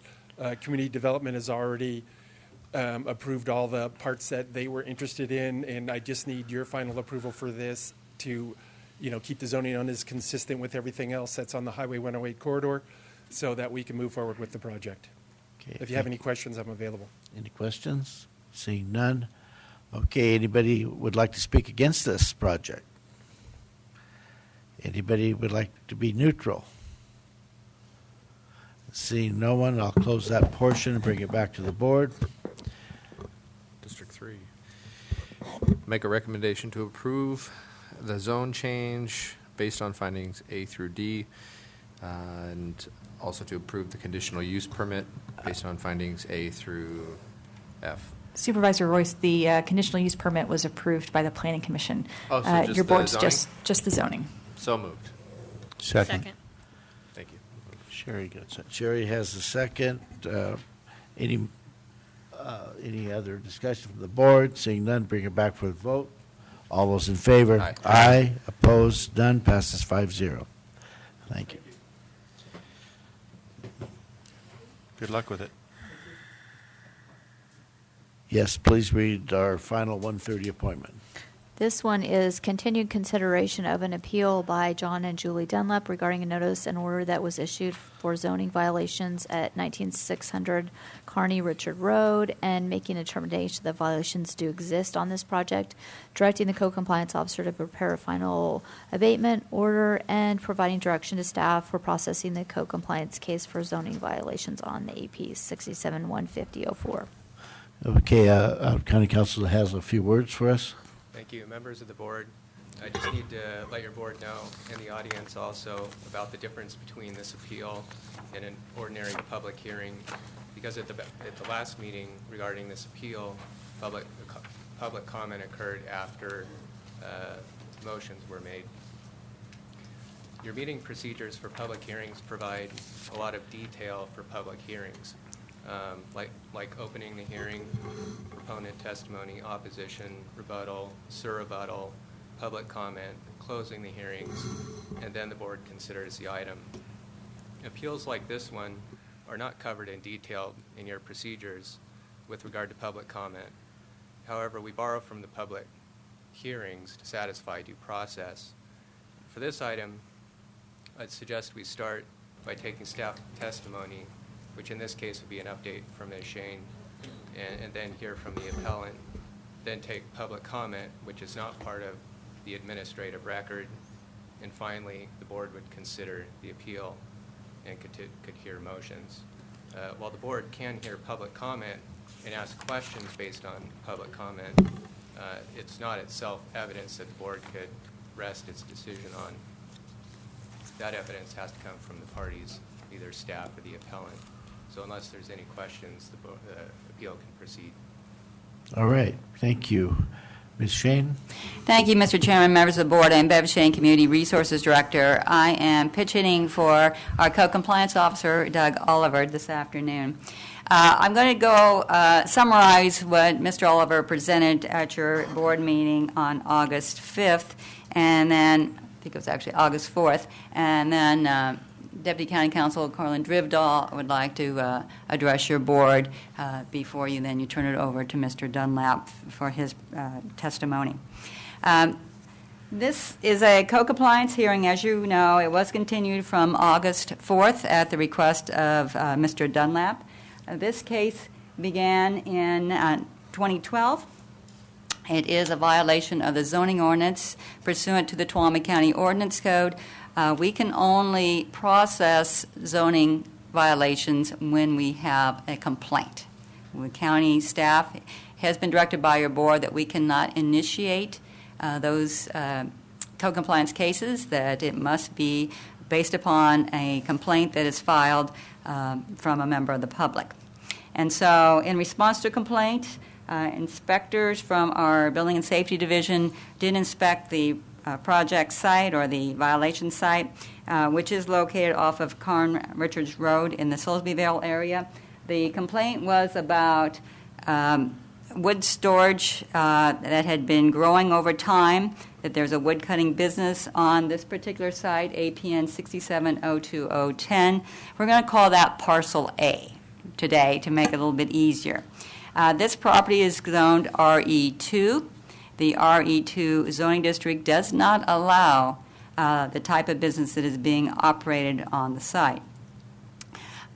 During the inspection, it was also noted that the business had also expanded on the adjoining property. I guess that's not showing up, is it? Well, I do. I'm prepared. Okay, so this is Parcel A. And then you'll see that we also found that there was wood and other materials and equipment being stored on this parcel, 67-15004, which is also owned by the Dunlaps, which we're going to call Parcel B. The inspectors found, okay, why is this not? Okay. The inspectors found this type of equipment and material stored on the site. Now, this photo was actually taken the day after your hearing on August 4th. I'm just showing it so you can get an idea of what's still there today. And this is the type of thing that the inspectors did find. Oops. They also found things that were covered with tarps, which again has been a concern in that community. Because this was a business, Mr. Oliver first tried to talk with the property owners before sending any kind of an official notice of this violation. So between December 2012 and April 23rd of 2013, Mr. Oliver did attempt to schedule a meeting with the Dunlaps. On April 23rd of 2013, Mr. Oliver and Deputy CRA Director Mike Laird did meet with Mr. Dunlap. And during that meeting, it was explained to Mr. Dunlap that when he had applied to rezone the property back in 1987, that Mr. Laird had conducted a site inspection and had determined that there was indeed a business on the site. Other records in the county, when we did the county-initiated zonings to implement the 1980 general plan, indicated that this use had been on the site since 1978. So pursuant to the general plan of 1980, which is still in effect and was readopted in the 1986 general plan, any use that was in existence at the time of the general plan adoption on August 26, 1980, even though it did not conform to its zoning, was deemed to be nonconforming.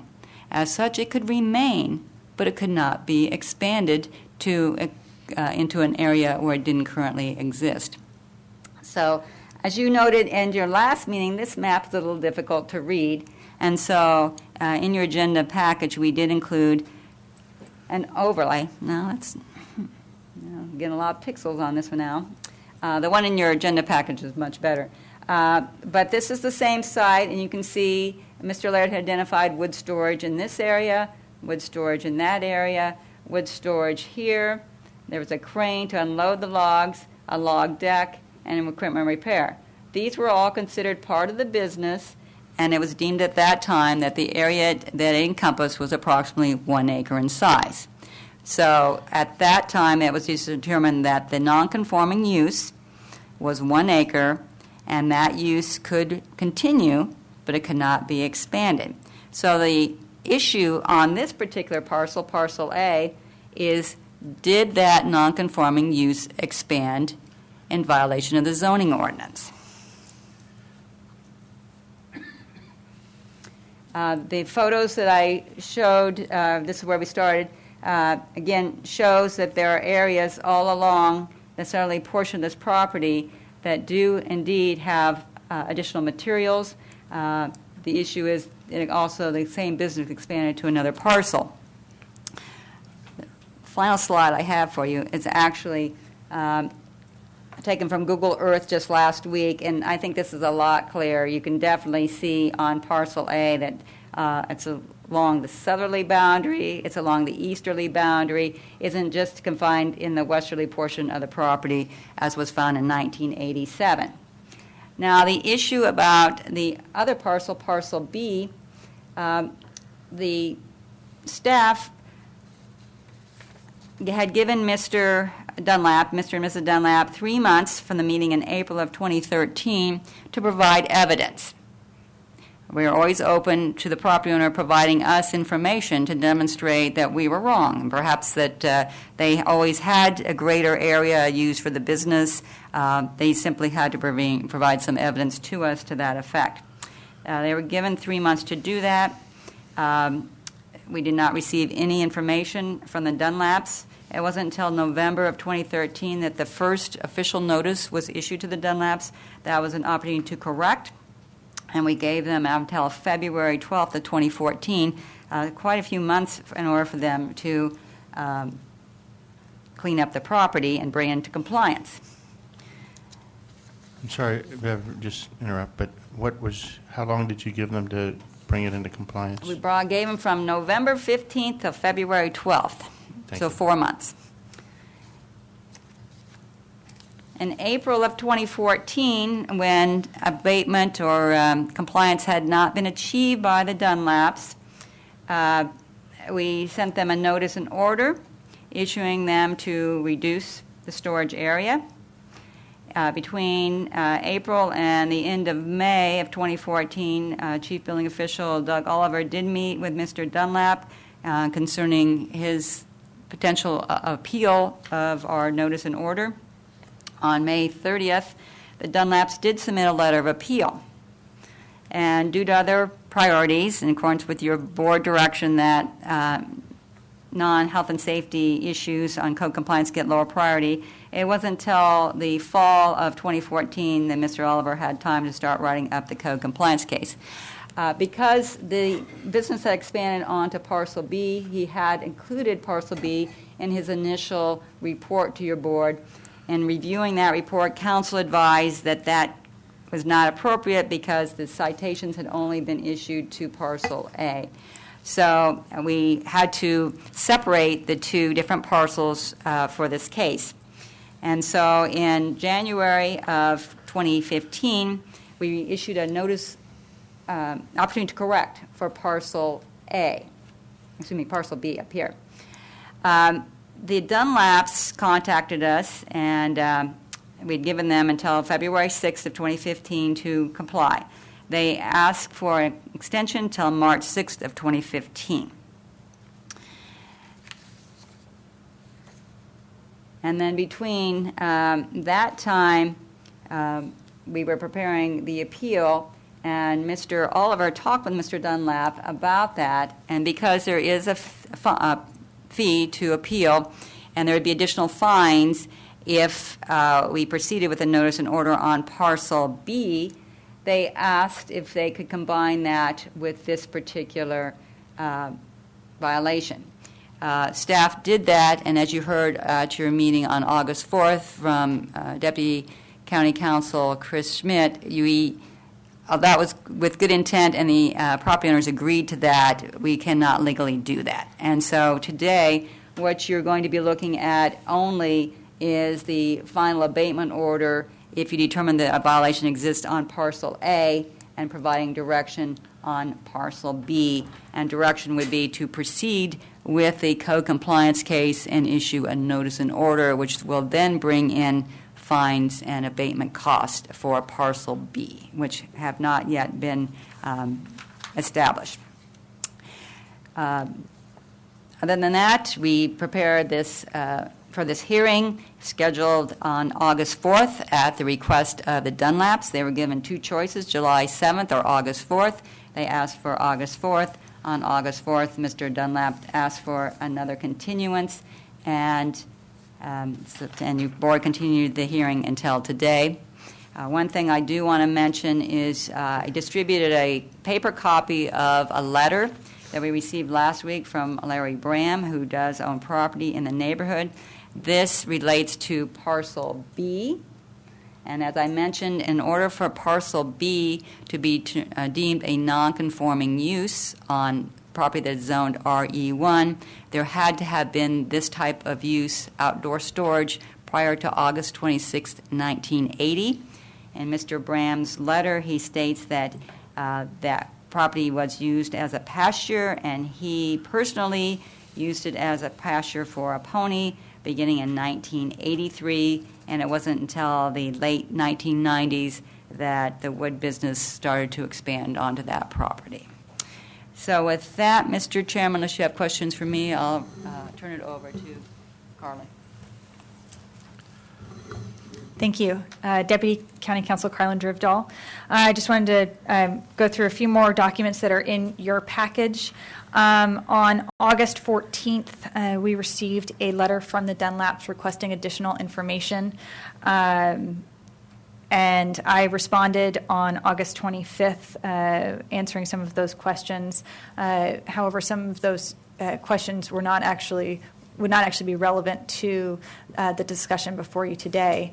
Again, the information that we have with regard to a nonconforming use on Parcel A, all the evidence that we currently have is what we've found in the county's own files, and we have no additional information or evidence before you to suggest that an expanded use was in place before August of 1980. So. Okay. Any questions to staff? I do have one, Mr. Laird. The hand drawing that was on the screen there. Just to confirm, that was something that you did draw. Yes, in 1987. Okay.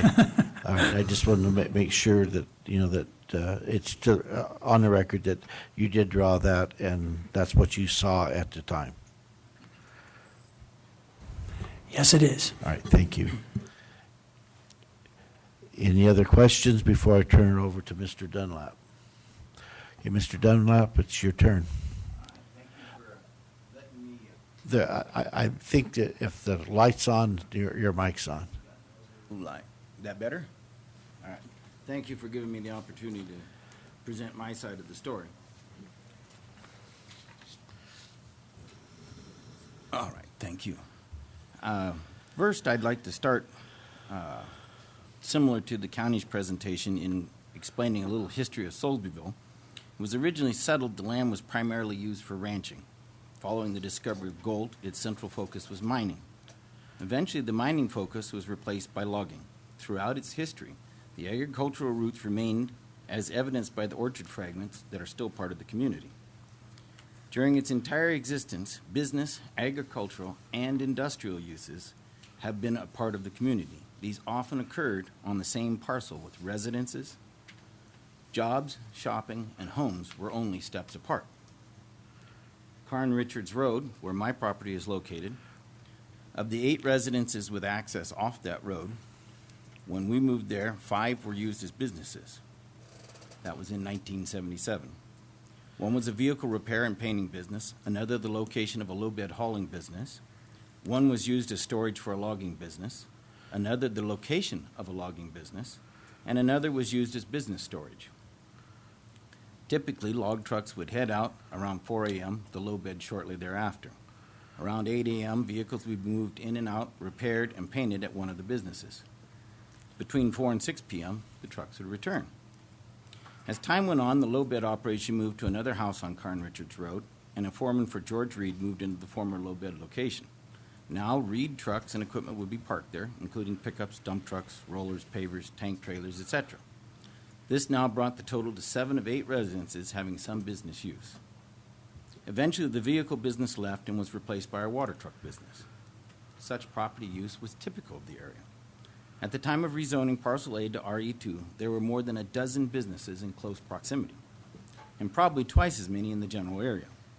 Today, only 2 or 3 businesses uses remain on Carn Richards Road, including ours, and maybe a half dozen in close proximity. Gone are the days when people worked or shopped in Soulsbyville. Regarding Parcel A, this parcel and nearly all of the nearby parcels have evidence of mining. Most also have evidence of agricultural use. This particular parcel was mined, farmed, and ranched. Its original zoning was general agricultural. This zoning would have permitted a duplex in addition to, quote-unquote, all agricultural uses. Firewood and logging are typically classified as agricultural pursuits. All agricultural operations involve the operation, storage, and repair of equipment. Generally, agricultural operations also include the storage of agricultural products. Thus, it is my opinion that current and historical use of this property is consistent with general agricultural zoning. I cannot think of an agricultural operation, especially in this county, which is not engaged in similar pursuits. From the Planning Commission meeting notes of December 1987, it is quite clear that the Commission gave due consideration to all aspects of the business use of this property. These notes also make it clear that even the Commission was unclear on why the county was pursuing zone changes in obvious conflict with the ongoing uses, the community character, and its history. Despite staff concerns of adverse impacts, it is clear that the Commissioners felt there were adequate processes in place to mitigate. It is also particularly telling that the Commissioners recognized that such use was consistent with the area and that the move to a residential zoning would change the community's character. These findings are made explicit in supplemental agenda report and addendum to initial study presented with that finding.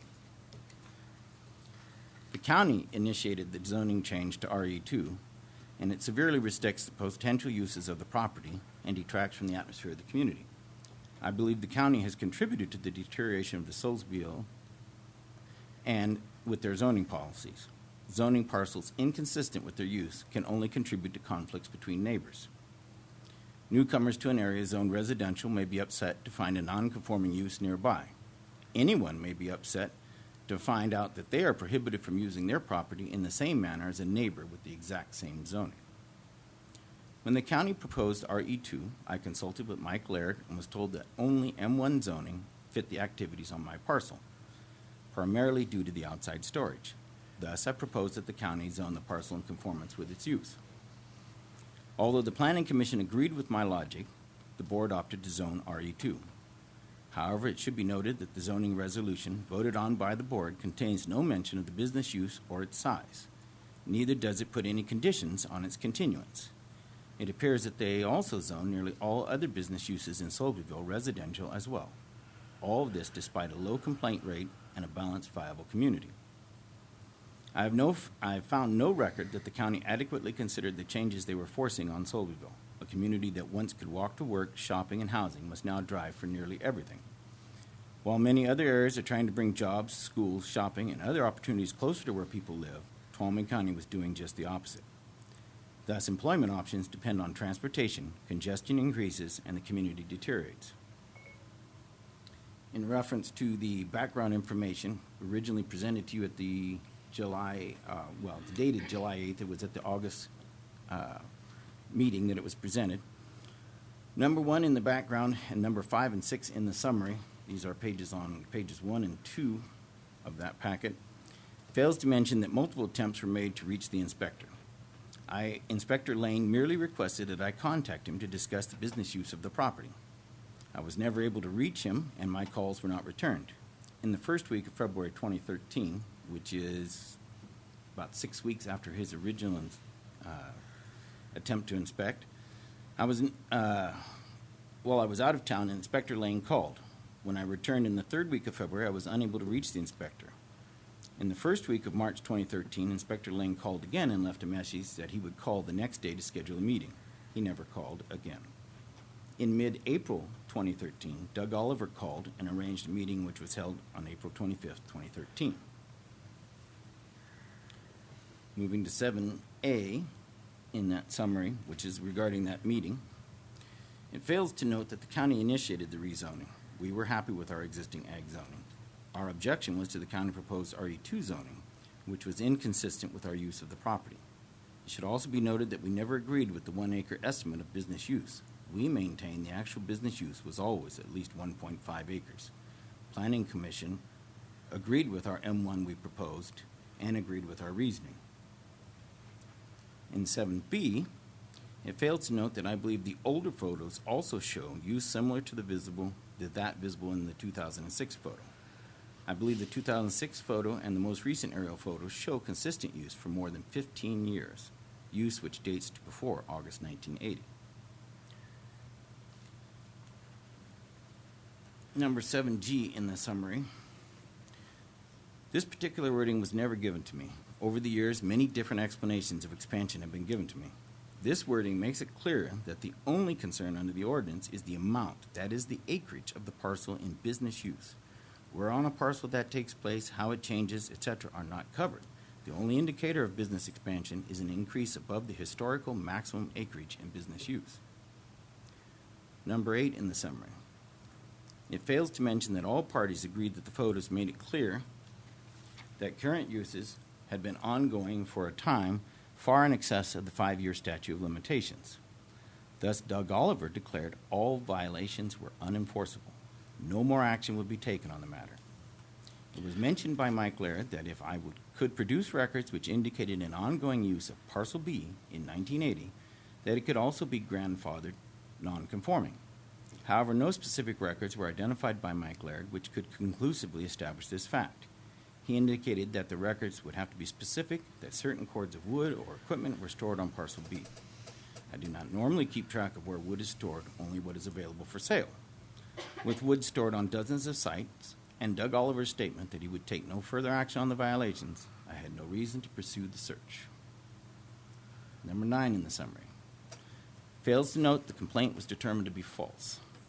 On November 15th, an opportunity to correct was issued requiring a reduction in storage to that shown in 1998 and 2005 photos, to obscure storage from view of the street and to move 6 feet from the property lines. On November 20th, I sent a letter to the code compliance officer objecting to the opportunity to correct, and referencing Doug's statement at our April meeting that the statute of limitations precluded any enforcement. On February 2nd, 2014, that's better than 3 months later, the Code Compliance Officer issued a denial of my request based on health and safety, quote-unquote, issues. On February 16, 2014, I sent a letter to the Code Compliance Officer requesting specific legal language be cited for the denial since I saw no health and safety issues. Number 10 in the summary fails to note that the 6-foot setback, non-business storage, and concerns of visual impact were dropped. Meanwhile, the vehicle abatement deputy had visited on multiple occasions. When told we had a non-conforming business use, he checked with the county for verification. He returned claiming that the county denied there was such use allowed on my property. He was told to check again with that such use had been granted more than 20 years prior. Coincidentally, he returned on April 23rd at the same time, or nearly the same time, when Doug Oliver returned. The abatement officer was very concerned that I had lied to him since the county still insisted that no such use was allowed. Doug Oliver reluctantly verified that the county did not keep good track of parcels with non-conforming uses, that mine was indeed covered, and that in the future the officer should speak only to Doug in such situations. In this on-site meeting, Doug verified that only my parcels were in business use. Doug also confirmed the Code Compliance Officer had received my second letter and did not intend to respond. Doug told me that technically Parcel B was not included, but will be allowed as a continuing use. This again led me to believe that the statute of limitations was still in effect. The only concern was the issue of expansion. Doug said a fence would meet the requirement to obscure from view of the street.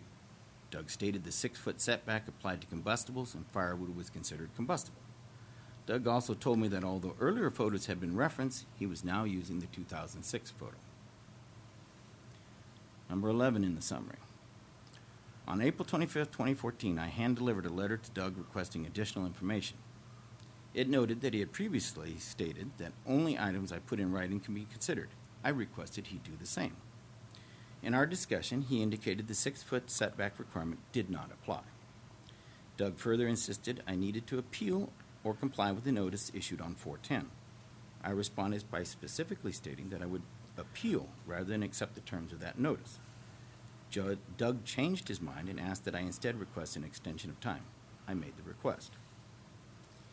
In addition, I met with Mike Laird in early May 2014 to discuss possible resolutions.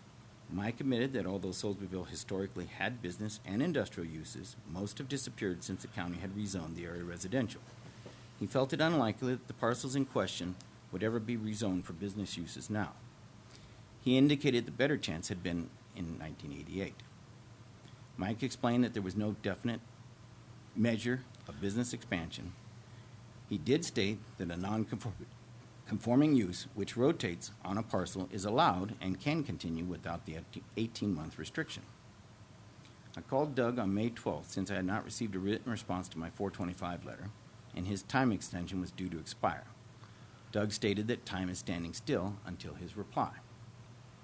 On 5/13, Doug replied and extended the time again until the end of May. In his reply, he stated that he was now relying on the 2006 photo since it was the earliest where he could identify ground objects. In our meeting in April 2013, he had specifically noted a number of items on the ground in the 1998 photo which remain today. He put in writing that the 6-foot setback was a mistake. He also noted that the business uses do not have to be obstructed from view of the street. Number 12 in the summary fails to note that I denied the allegations.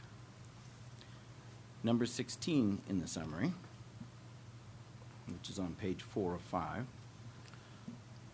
fails to note that I accepted the suggestion by Doug Oliver to combine the appeals. It was the county's idea to combine these matters. It is only recently that I was made aware that the only measure of business size applicable is the area used for outdoor business storage. This revelation means most of my records would be useless since even the wood stored on site is sometimes stored double or triple stacked. It also appears that where on a parcel the use occurs or if its location is moved matters little if the area is not increased. It appears from the statute that as long as all business use does not cease for more than 18 months, the use can fluctuate in size and location on the parcel up to the maximum size used historically. Now, the only question to be answered is how to determine the area historically in use. This was the difficulty Mike Laird and Doug Oliver and I never solved. The county made one site survey, which I have disputed. The dispute centers on whether areas not in use at the time of the site inspection should be counted if they were historically used. I indicated that about 1.5 acres of the 2.5 were used for the business. Several areas on the eastern side which had been used were empty at the time of the site visit. Mike Laird chose not to count them. I believe they should have been counted. Just because they weren't in use at the time of the site visit does not preclude me from continuing the use. For example, if you visit Sonora Lumber first thing in the morning, you might find 3 stacks of 2x4s and several trucks ready to make deliveries. Visiting Sonora Lumber at noon, you might find only 2 stacks of 2x4s and no delivery trucks on site. Later in the afternoon, you might find 4 stacks of 2x4s, no delivery trucks on site, yet there may be multiple semis on site. At the end of the day, there may be 5 stacks of 2x4s and several delivery trucks on site. Can we determine if Sonora Lumber is expanding? In another illustration, at what time of day or on what day can you take a picture of the traffic on 108 which would accurately depict the traffic load? A picture taken early on a summer Sunday morning would look drastically different from one taken late that afternoon. Repeat the process in winter and you will get an entirely different set of pictures. None of these would adequately tell the story of traffic on 108. Likewise, one site visit doesn't determine an actual level of use. Given the inherent variation in use from day to day, season to season, year to year, one visit can't accurately describe the actual use. It is interesting, however, that all of the photos taken over a more than 15-year period seem to indicate a level of use which is consistent with the current level of use. I will note that the County Council did send me the letter August 25th, which provides a little insight, at least in my opinion, on part of the reason this drug out so long. Back in November of 2013, I applied based on the statutes of limitations claim that Doug Oliver made. That was denied based on health and safety. According to what the County Council sent me, it wasn't until October of 2014 that your board changed that to add to the health and safety a Title 17 exclusion for statute of limitations. It would seem that perhaps the staff was dragging this out to make sure that that was corrected before my case came before you.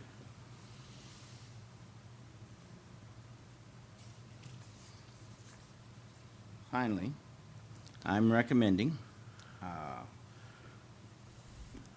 if you look at number 18 on page 4 or 5 in the summary, it specifically states on parcel A, there is approximately, according to the county's estimate right now, 0.83 acres of business use. Therefore, the county is verifying and is aware that on parcel A, it is below the 1 acre that they claim, even though I dispute that and claim that it should be more for the maximum use. This statement proves there is no violation on parcel A. Are you finished? I'm finished with my comments on parcel A. If you'd like to consider that, then I'll go on to parcel B. Joyce, can we move on to? I thought we were only going to do parcel A today. Is that correct, or do we?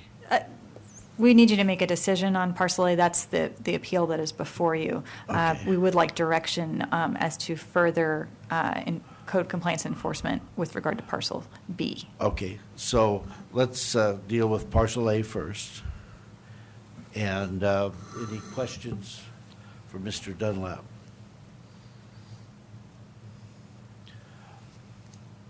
Okay, I do have a question. In accordance with Mr. Laird's hand-drawn map, you're objecting to the fact that there was more going on than what his map showed at the time that he drew his map? Well, at the time that he was there and he drew his map, there was equipment and material that was not on site, which normally would have been within the maximum use. And so that, I mean, you can't blame him. He didn't see it. It wasn't there. I showed him the areas to the eastern side that were in use, I considered. But since it was not on site at the time, he did not put it on his diagram. So as it stands right now, that we're saying our staff is saying that it was 0.8 acres that was being used at the time, and you're saying that it was more than 0.8 acres that was being used? No. And in 1987, when Mike Laird came out, his diagram, he indicates that there was an acre in use at that time. I'm claiming that the actual business use should have been more like 1.5 acres. The 0.8 comes in staff's evaluation of the use on parcel A at the current time is 0.8 acres, which is less than even the 1 acre that they claimed in 1987. Okay, so we could go back, because this is where I'm going, we could go back and say that you could, for historic use of that property could be 1 acre. I would claim that historical use was 1.5 acres of the 2.5. And how big is the parcel again? 2.5. Okay. Any other questions? County Council? Can we respond to some of the Please. The things with regard to Mr. Dunlap's reference to the 0.3 acres in that item 18? That's actually referencing the initial study that was done back in 1987. That is not what staff has found on the property today. So that is based on what happened in the review in 1987. Again, with regard to information or evidence before you, non-conforming use, what has happened in the last 15 years, that's not what counts as a non-conforming use. It's what evidence is before you as to the use on the property as of August 26th, 1980. So the fact that there was 2 acres of use in the year 2000, that's not relevant. It's what was the situation on August 26, 1980. And the only information that the county has available is Mr. Laird's drawing, which shows approximately 1 acre of storage on parcel A. I would like to respond to that. I disagree with her comments on item 18. I think it's quite clear.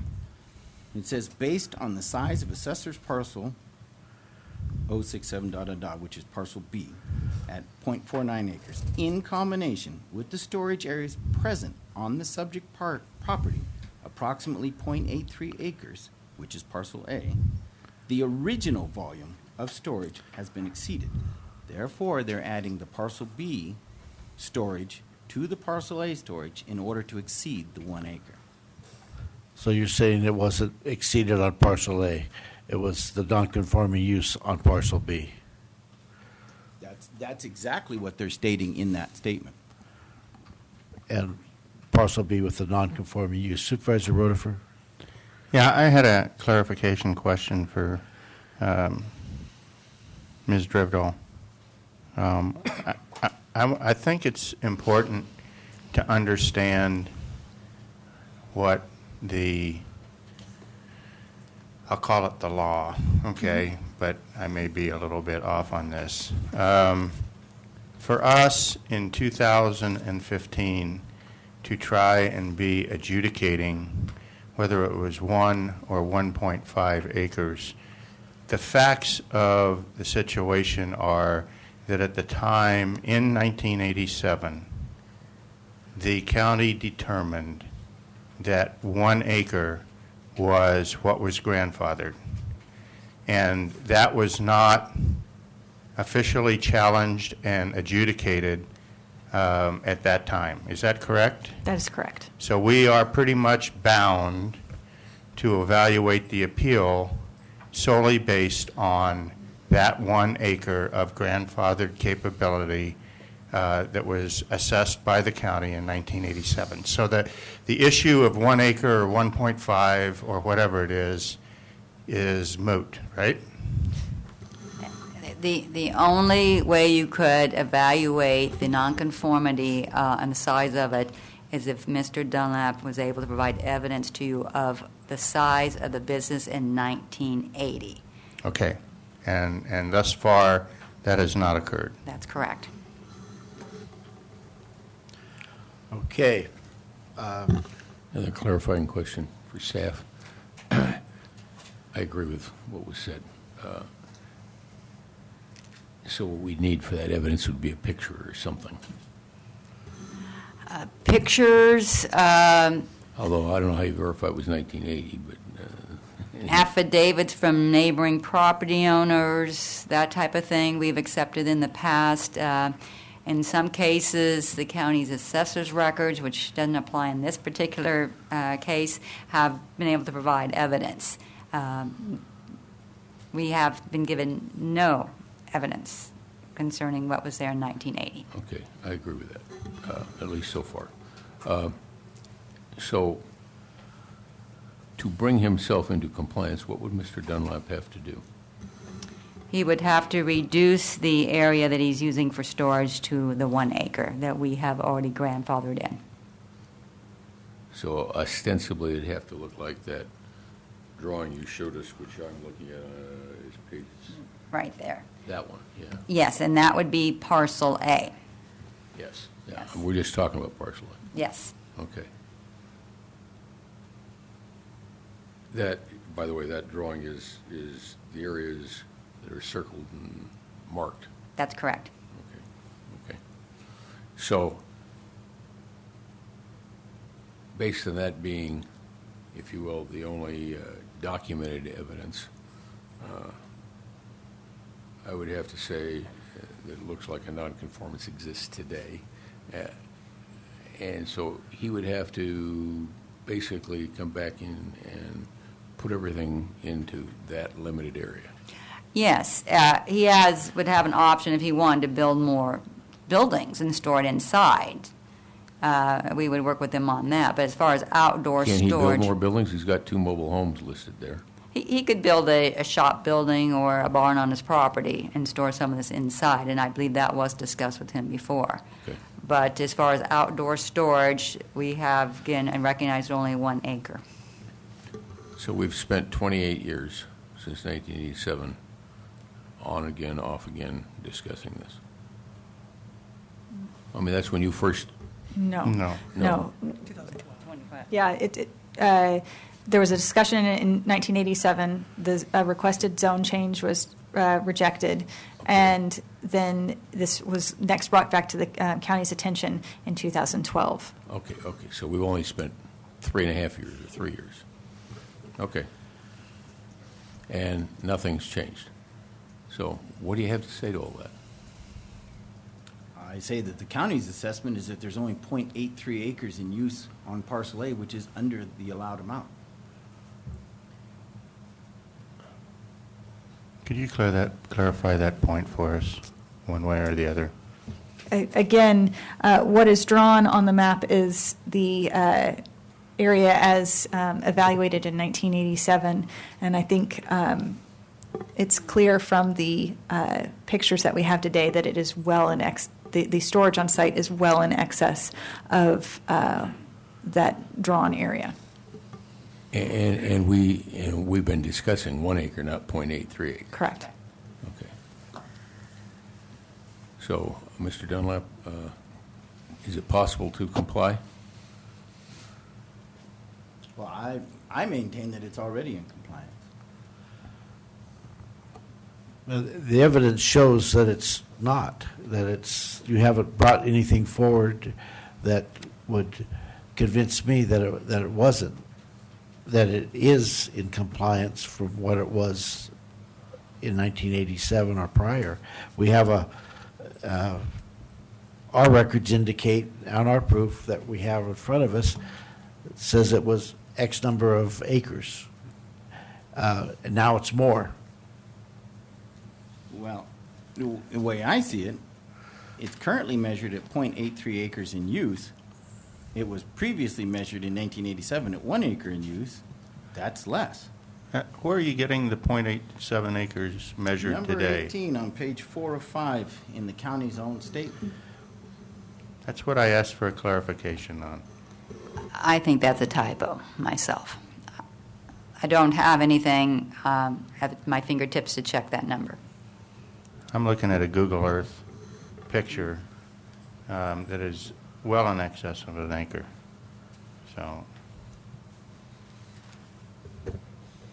So, to bring it back to 1 acre, he's in compliance. Yes. Correct. Does it matter which acre? I think it's a primitive way to observe it is just measuring area, having mapped boundaries, or if you said this is a setback, this is the historical area, it would make more sense. And it's difficult to gauge. I mean, I understand his comment and his analogy about Sonora lumber. I mean, I deal with that myself, and things move around. It doesn't mean the business expanded. It might be, playing leapfrog on the site, but which part of the site is he allowed to work with and which part is he not? Just a random number thrown out, that's just not workable. What we had recommended is that, regarding parcel A, that the violations be abated by permanently identifying each storage area. So just as you're saying, identifying what they need to be in the future. Map it out. Exactly. And then reduce the materials to those areas. Bring them into those identified areas. So we would work with... That's a planning process that needs to happen more than anything. Certainly, and we would work with Mr. Dunlap if he wishes to identify which areas he really does want to use, and work with him to identify those areas, and then again, draw it out. Move the materials into those areas. Yeah. And then that would further define the grandfathered Yes. activity, right? Yes, it would. But again, it would be limited to 1 acre. Yeah. That's the 1 correct acre is way to what identify it. Again, was what staff determined back in 1987. The Dunlaps were given an opportunity to provide evidence that the area was greater. That would be up to your board to decide whether or not he has done that. But up to this time, staff had only identified 1 acre. Just another statement. I struggle with this. The difficulty with this process that I have is that in some ways it feels like somebody that's making an appeal is looked at as guilty until proven innocent. The process is, you have to produce some kind of evidence that that this is the case. I know it's a little bit different than that, but I have trouble with it. The other trouble I have is he's been in business obviously for a long time. We weren't around for you were, I guess, for the negotiations in 1987, the process that went on to clarify and, add the zoning overlay that we're dealing with now. But it went on for a long time without a problem, and now we're here trying to clean this thing up. Obviously, there's been complaints, and there's people that are upset with it as a reason it's arose to this level. But I do have sympathy for him, and, obviously, you're there and you have this piece of property and you're doing business, and then all of a sudden the county comes in and they're going to add this zoning. So you deal with them, try to, to comply or whatever, and then 30 years goes by, you're running your business, making investments, using the property, and then now we're going back and trying to, I have a certain amount of sympathy for that situation. You make investments, your livelihood is dependent upon how you're using that property. And it's just the metrics in which we're analyzing the business growing and the way it's mapped. I think that we need to be reasonable about it and have a certain amount of flexibility, because we haven't drawn a hard line on there yet. So that does need to happen, but not just in a abrupt kind of a way. Supervisor Rutherford. Yeah, I don't disagree with anything that Supervisor Royce has said, but we are resource limited. That's why we're a complaint-driven code compliance system. And if you don't have some kind of enforcement, then you might as well not have zoning codes. I agree. And clearly, it seems to me from what I've heard that the staff is willing to work with the man in terms of defining what. I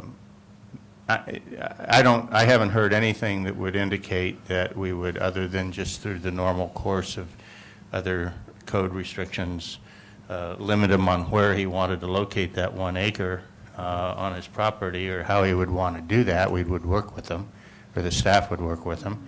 I do think that we have zoning regulations for a reason. I don't particularly like them all.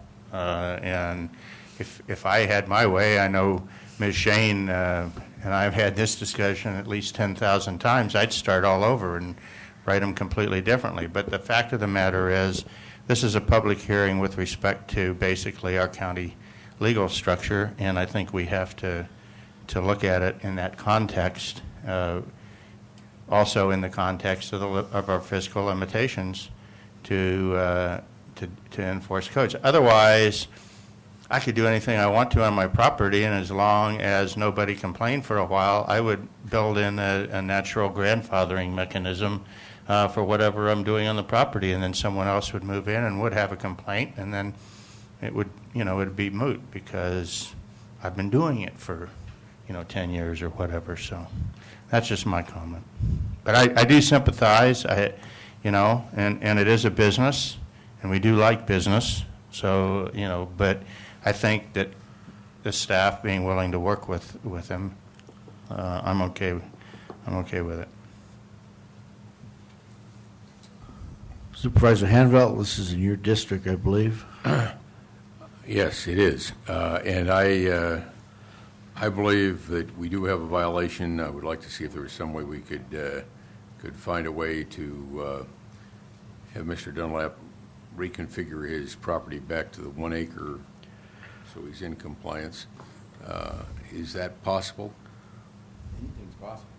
How long does it take? It took 28 years to get that way. I would hope it wouldn't take that long. I need something a little more definitive than 28 years. 6 months? 6 months. I could live with that. So how would we do that?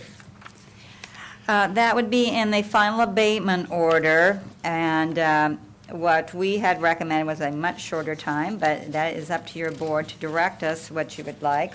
What page should I be looking at? That would be the final abatement order, which is immediately following the envelope. Maybe you can find it. September 1st? Yes, September 1st. It's page 10. Oh, page 10 on your iPad. And what we had recommended is that, and again, the dates can certainly be changed by your board, that within 30 days, that all of the violation and abatement costs must be paid, and that he must commence moving the materials into the smaller area. And we, of course, within that 30 days would work with him on identifying that area, and that all the violations must be abated by October 30th. Now, if you want to give him 6 months instead of that date, we could certainly do that. See, we're September 1st. I would think it should commence. Within 30 days. Today? Within 30 days. Yes. Complete within 6 months. 6 months? Yeah. Okay. Which would be commenced by 1st of October and be done by 1st of March, 6 months from today? Actually, March, from September. September, October, November, December, January, February. Yeah. No, 1st of April. No, 1st of March. March right. 1st. Okay. So I'm okay with that, if everybody's okay with that. Yeah. Okay, before we go any further, I would like to ask for some public comment on this. I see no public comment, so now I'll bring it back to the board. Okay, so we need a motion to that effect? What is the motion Yes. to say? With regard to parcel A, we haven't covered parcel B yet. I understand. We're just going to deal with parcel A. One at a time. We'll get that. The recommendation is on page 4 of the staff report. It's page 5 of your iPad packet. So in this case, if I read that, I would change, the only I'd change is be completed by March 1st. Yes. Correct. But it says commence within 30 days. Mm-hmm. Must commence within 30 days and be completed by March 1st. 2016. Okay. Do we have to have anything in there about working with staff to identify the boundary of the the boundaries of? work area? I believe that's in the abatement order. Okay. That's the last sentence, too. Yes. Okay. So we make reference to the abatement order. Yes. Is that something that will come back as a process here, or will be administrative? It's administrative. You're actually directing the code compliance officer to issue the final abatement order. Okay. I have another question. Will that be recorded as part of the parcel map, that boundary? There's no map. I know, but it needs to be done. That's what we're Something needs to talking be documented, I think, is really what he's saying. So you'd like to see about getting it recorded? Yeah. We Well, would you need to have make. an No, I understand. area. Can you do an overlay or something that says this area is allowed to, I mean, just like a conditional use permit would normally? Yes, we'll certainly have that in the file, and it could also be recorded. We do record other restrictions on property. It should. Yes, Yeah. and we can certainly do that. So you might want to add that to your motion to record the boundary of the nonconforming area. Okay. I'm going to try and do this. Yeah, well, just listen. Yeah, that protects us in the future from having the same problem. And it's notice to any person buying the property in the future. Yeah. Yes. Okay. Correct me if I screw this up, because I might. Okay. So I'm going to move that we make the determination that violations do exist on assessor parcel number 67-020-10, and that we direct staff to issue the final abatement order effective today, and order that abatement of those violations commence within 30 days of that final abatement order, which would be today, and be completed by March 1st, 2016. I guess we already did direct the code compliance officer to issue the final abatement order effective today and to serve or demand the property owner for payment of all penalties and abatement costs. That we work with the property owner to define and record the boundaries of the non-conforming area that is allowed, and record that, and then see. I guess that's included in this violation shall be abated by permanently identifying each storage area and reducing storage of firewood equipment to 1 acre. On assessor's parcel 67-020-10. Did I cover everything? Yes, but I led you astray. You led me astray. Well, that's just a quick correction. I indicated that you were directing the code compliance officer to issue the abatement notice. Actually, the chair of the board signs it. So if we could just correct that. Can you correct that so I don't have to read it all again? Okay. You got my back, my 6. Okay. I'll second that. Okay. Okay, any more discussion? We have a first and a second. All those in favor? Aye. Aye. Opposed, none. Passes 5-0. So you got 6 months to get her done. Item B. All right, yeah. Parcel B. Parcel B, excuse me.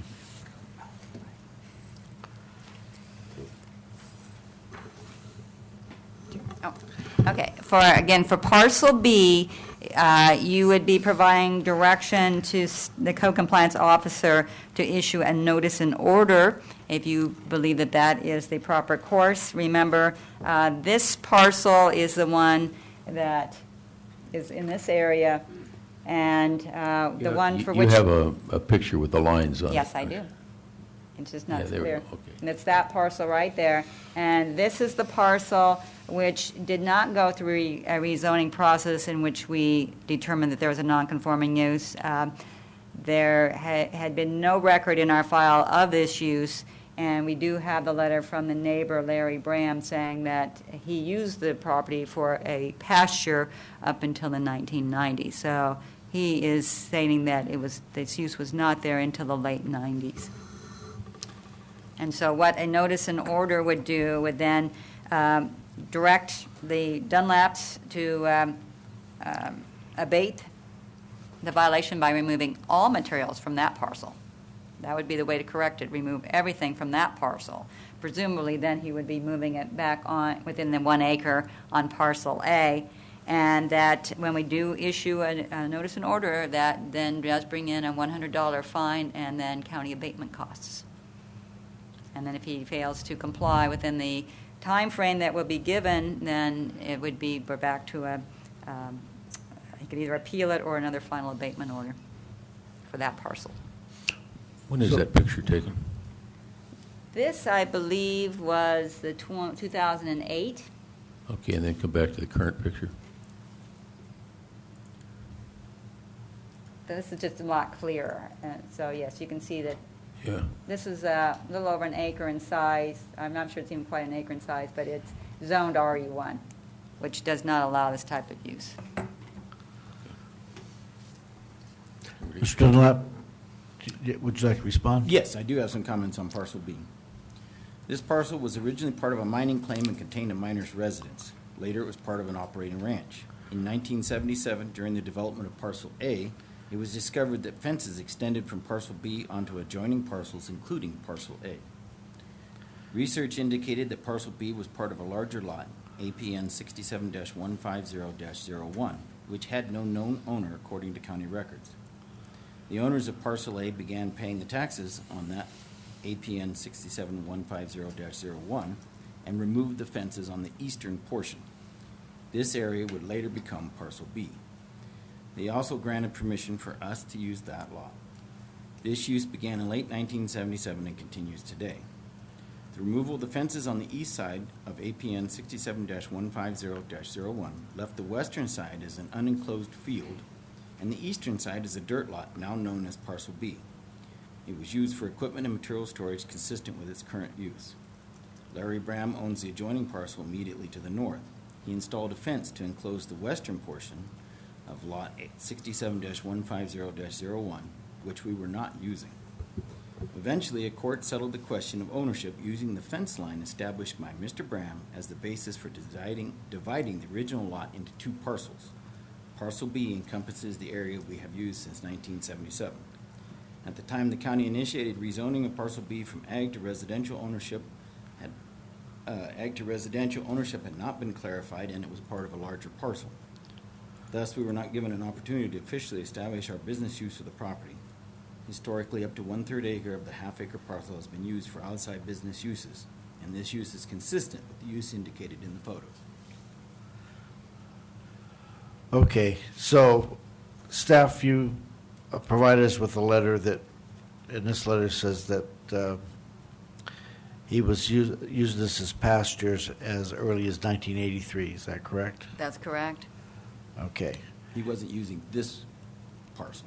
He was using the one next to it, which is now divided off.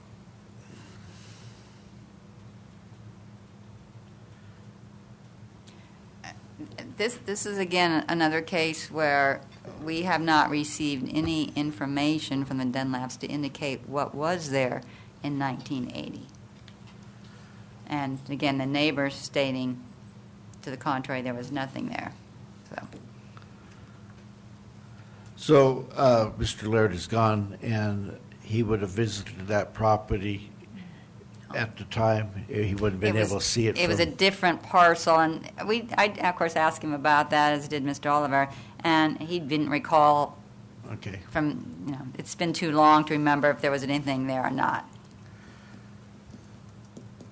The court decided to divide the parcel the way it's divided now, based on the fact that testimony showed that vehicles and firewood were stored on what is now known as parcel B. Would there be court record available for that? If Mr. Dunlap has information about court testimony that would provide that, we would absolutely look at it. So, but again, we've not received anything like this. Can you provide that? I believe I can. Okay. All right. At this point, what we're asking for is, with regard to parcel B, do we continue the administrative process, co-compliance process on this case? If you're uncomfortable making a determination at this time, that's fine. Yes. A question for Ms. Driftall.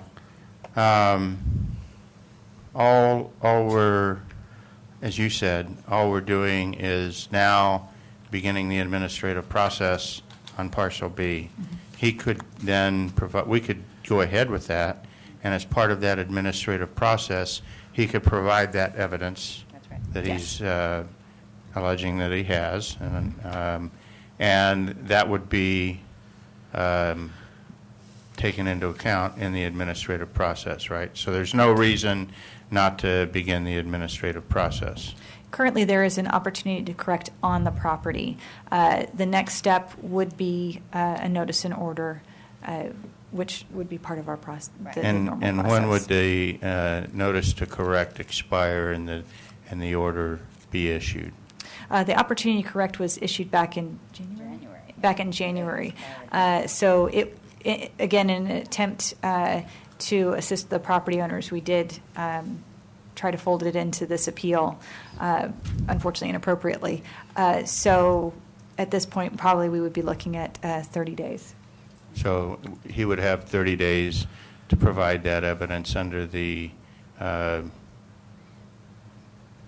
opportunity to correct prior to going any farther in that administrative process, right? Correct. So I guess my question is 30 days sufficient for you to I can provide him that that information within 30 days, yes. Okay, thank you. Okay. Do we need to take an action, or you No, can? That's sufficient. All right. Thank you. So everybody's in consensus. So we're in effect continuing this till the first meeting in October? No. No, what are we doing? No, all we needed was some direction with regard to parcel B to continue the administrative process. So Okay. that will happen. Should a notice and order be issued, and should Mr. Dunlap appeal, that would be the only reason Then you'd it'd see come this back again. here, okay. I'm okay with that. Okay. If I get, excuse me, Mr. Chairman, if I get clarification, I believe Supervisor Rotifer was indicating to give him 30 days to submit his evidence before we proceed with the notice and order. And if that's the agreement of the board, then that's what we will do. We'll give him an additional 30 days. That's what I heard. Okay. Okay. Mr. Dunlap, you okay with that? Good by me. Thank you for coming. With that, would the clerk please read our next closed session items? Do we need any other action? We good? Ready.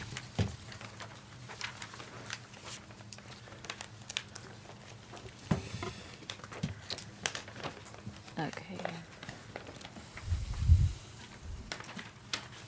Trying to figure out where, okay, here we go. It's closed session, public employee appointment, Authority Government Code Section 54957B1, Chief Probation Officer. Do we expect to, Did you finish the first one that we talked about earlier, or did you want to reconsider that? item C, we had nothing to report. And then item A was pulled. Item A was pulled, and item B, any public comment on item B? Seeing none, we'll go ahead and go into closed session.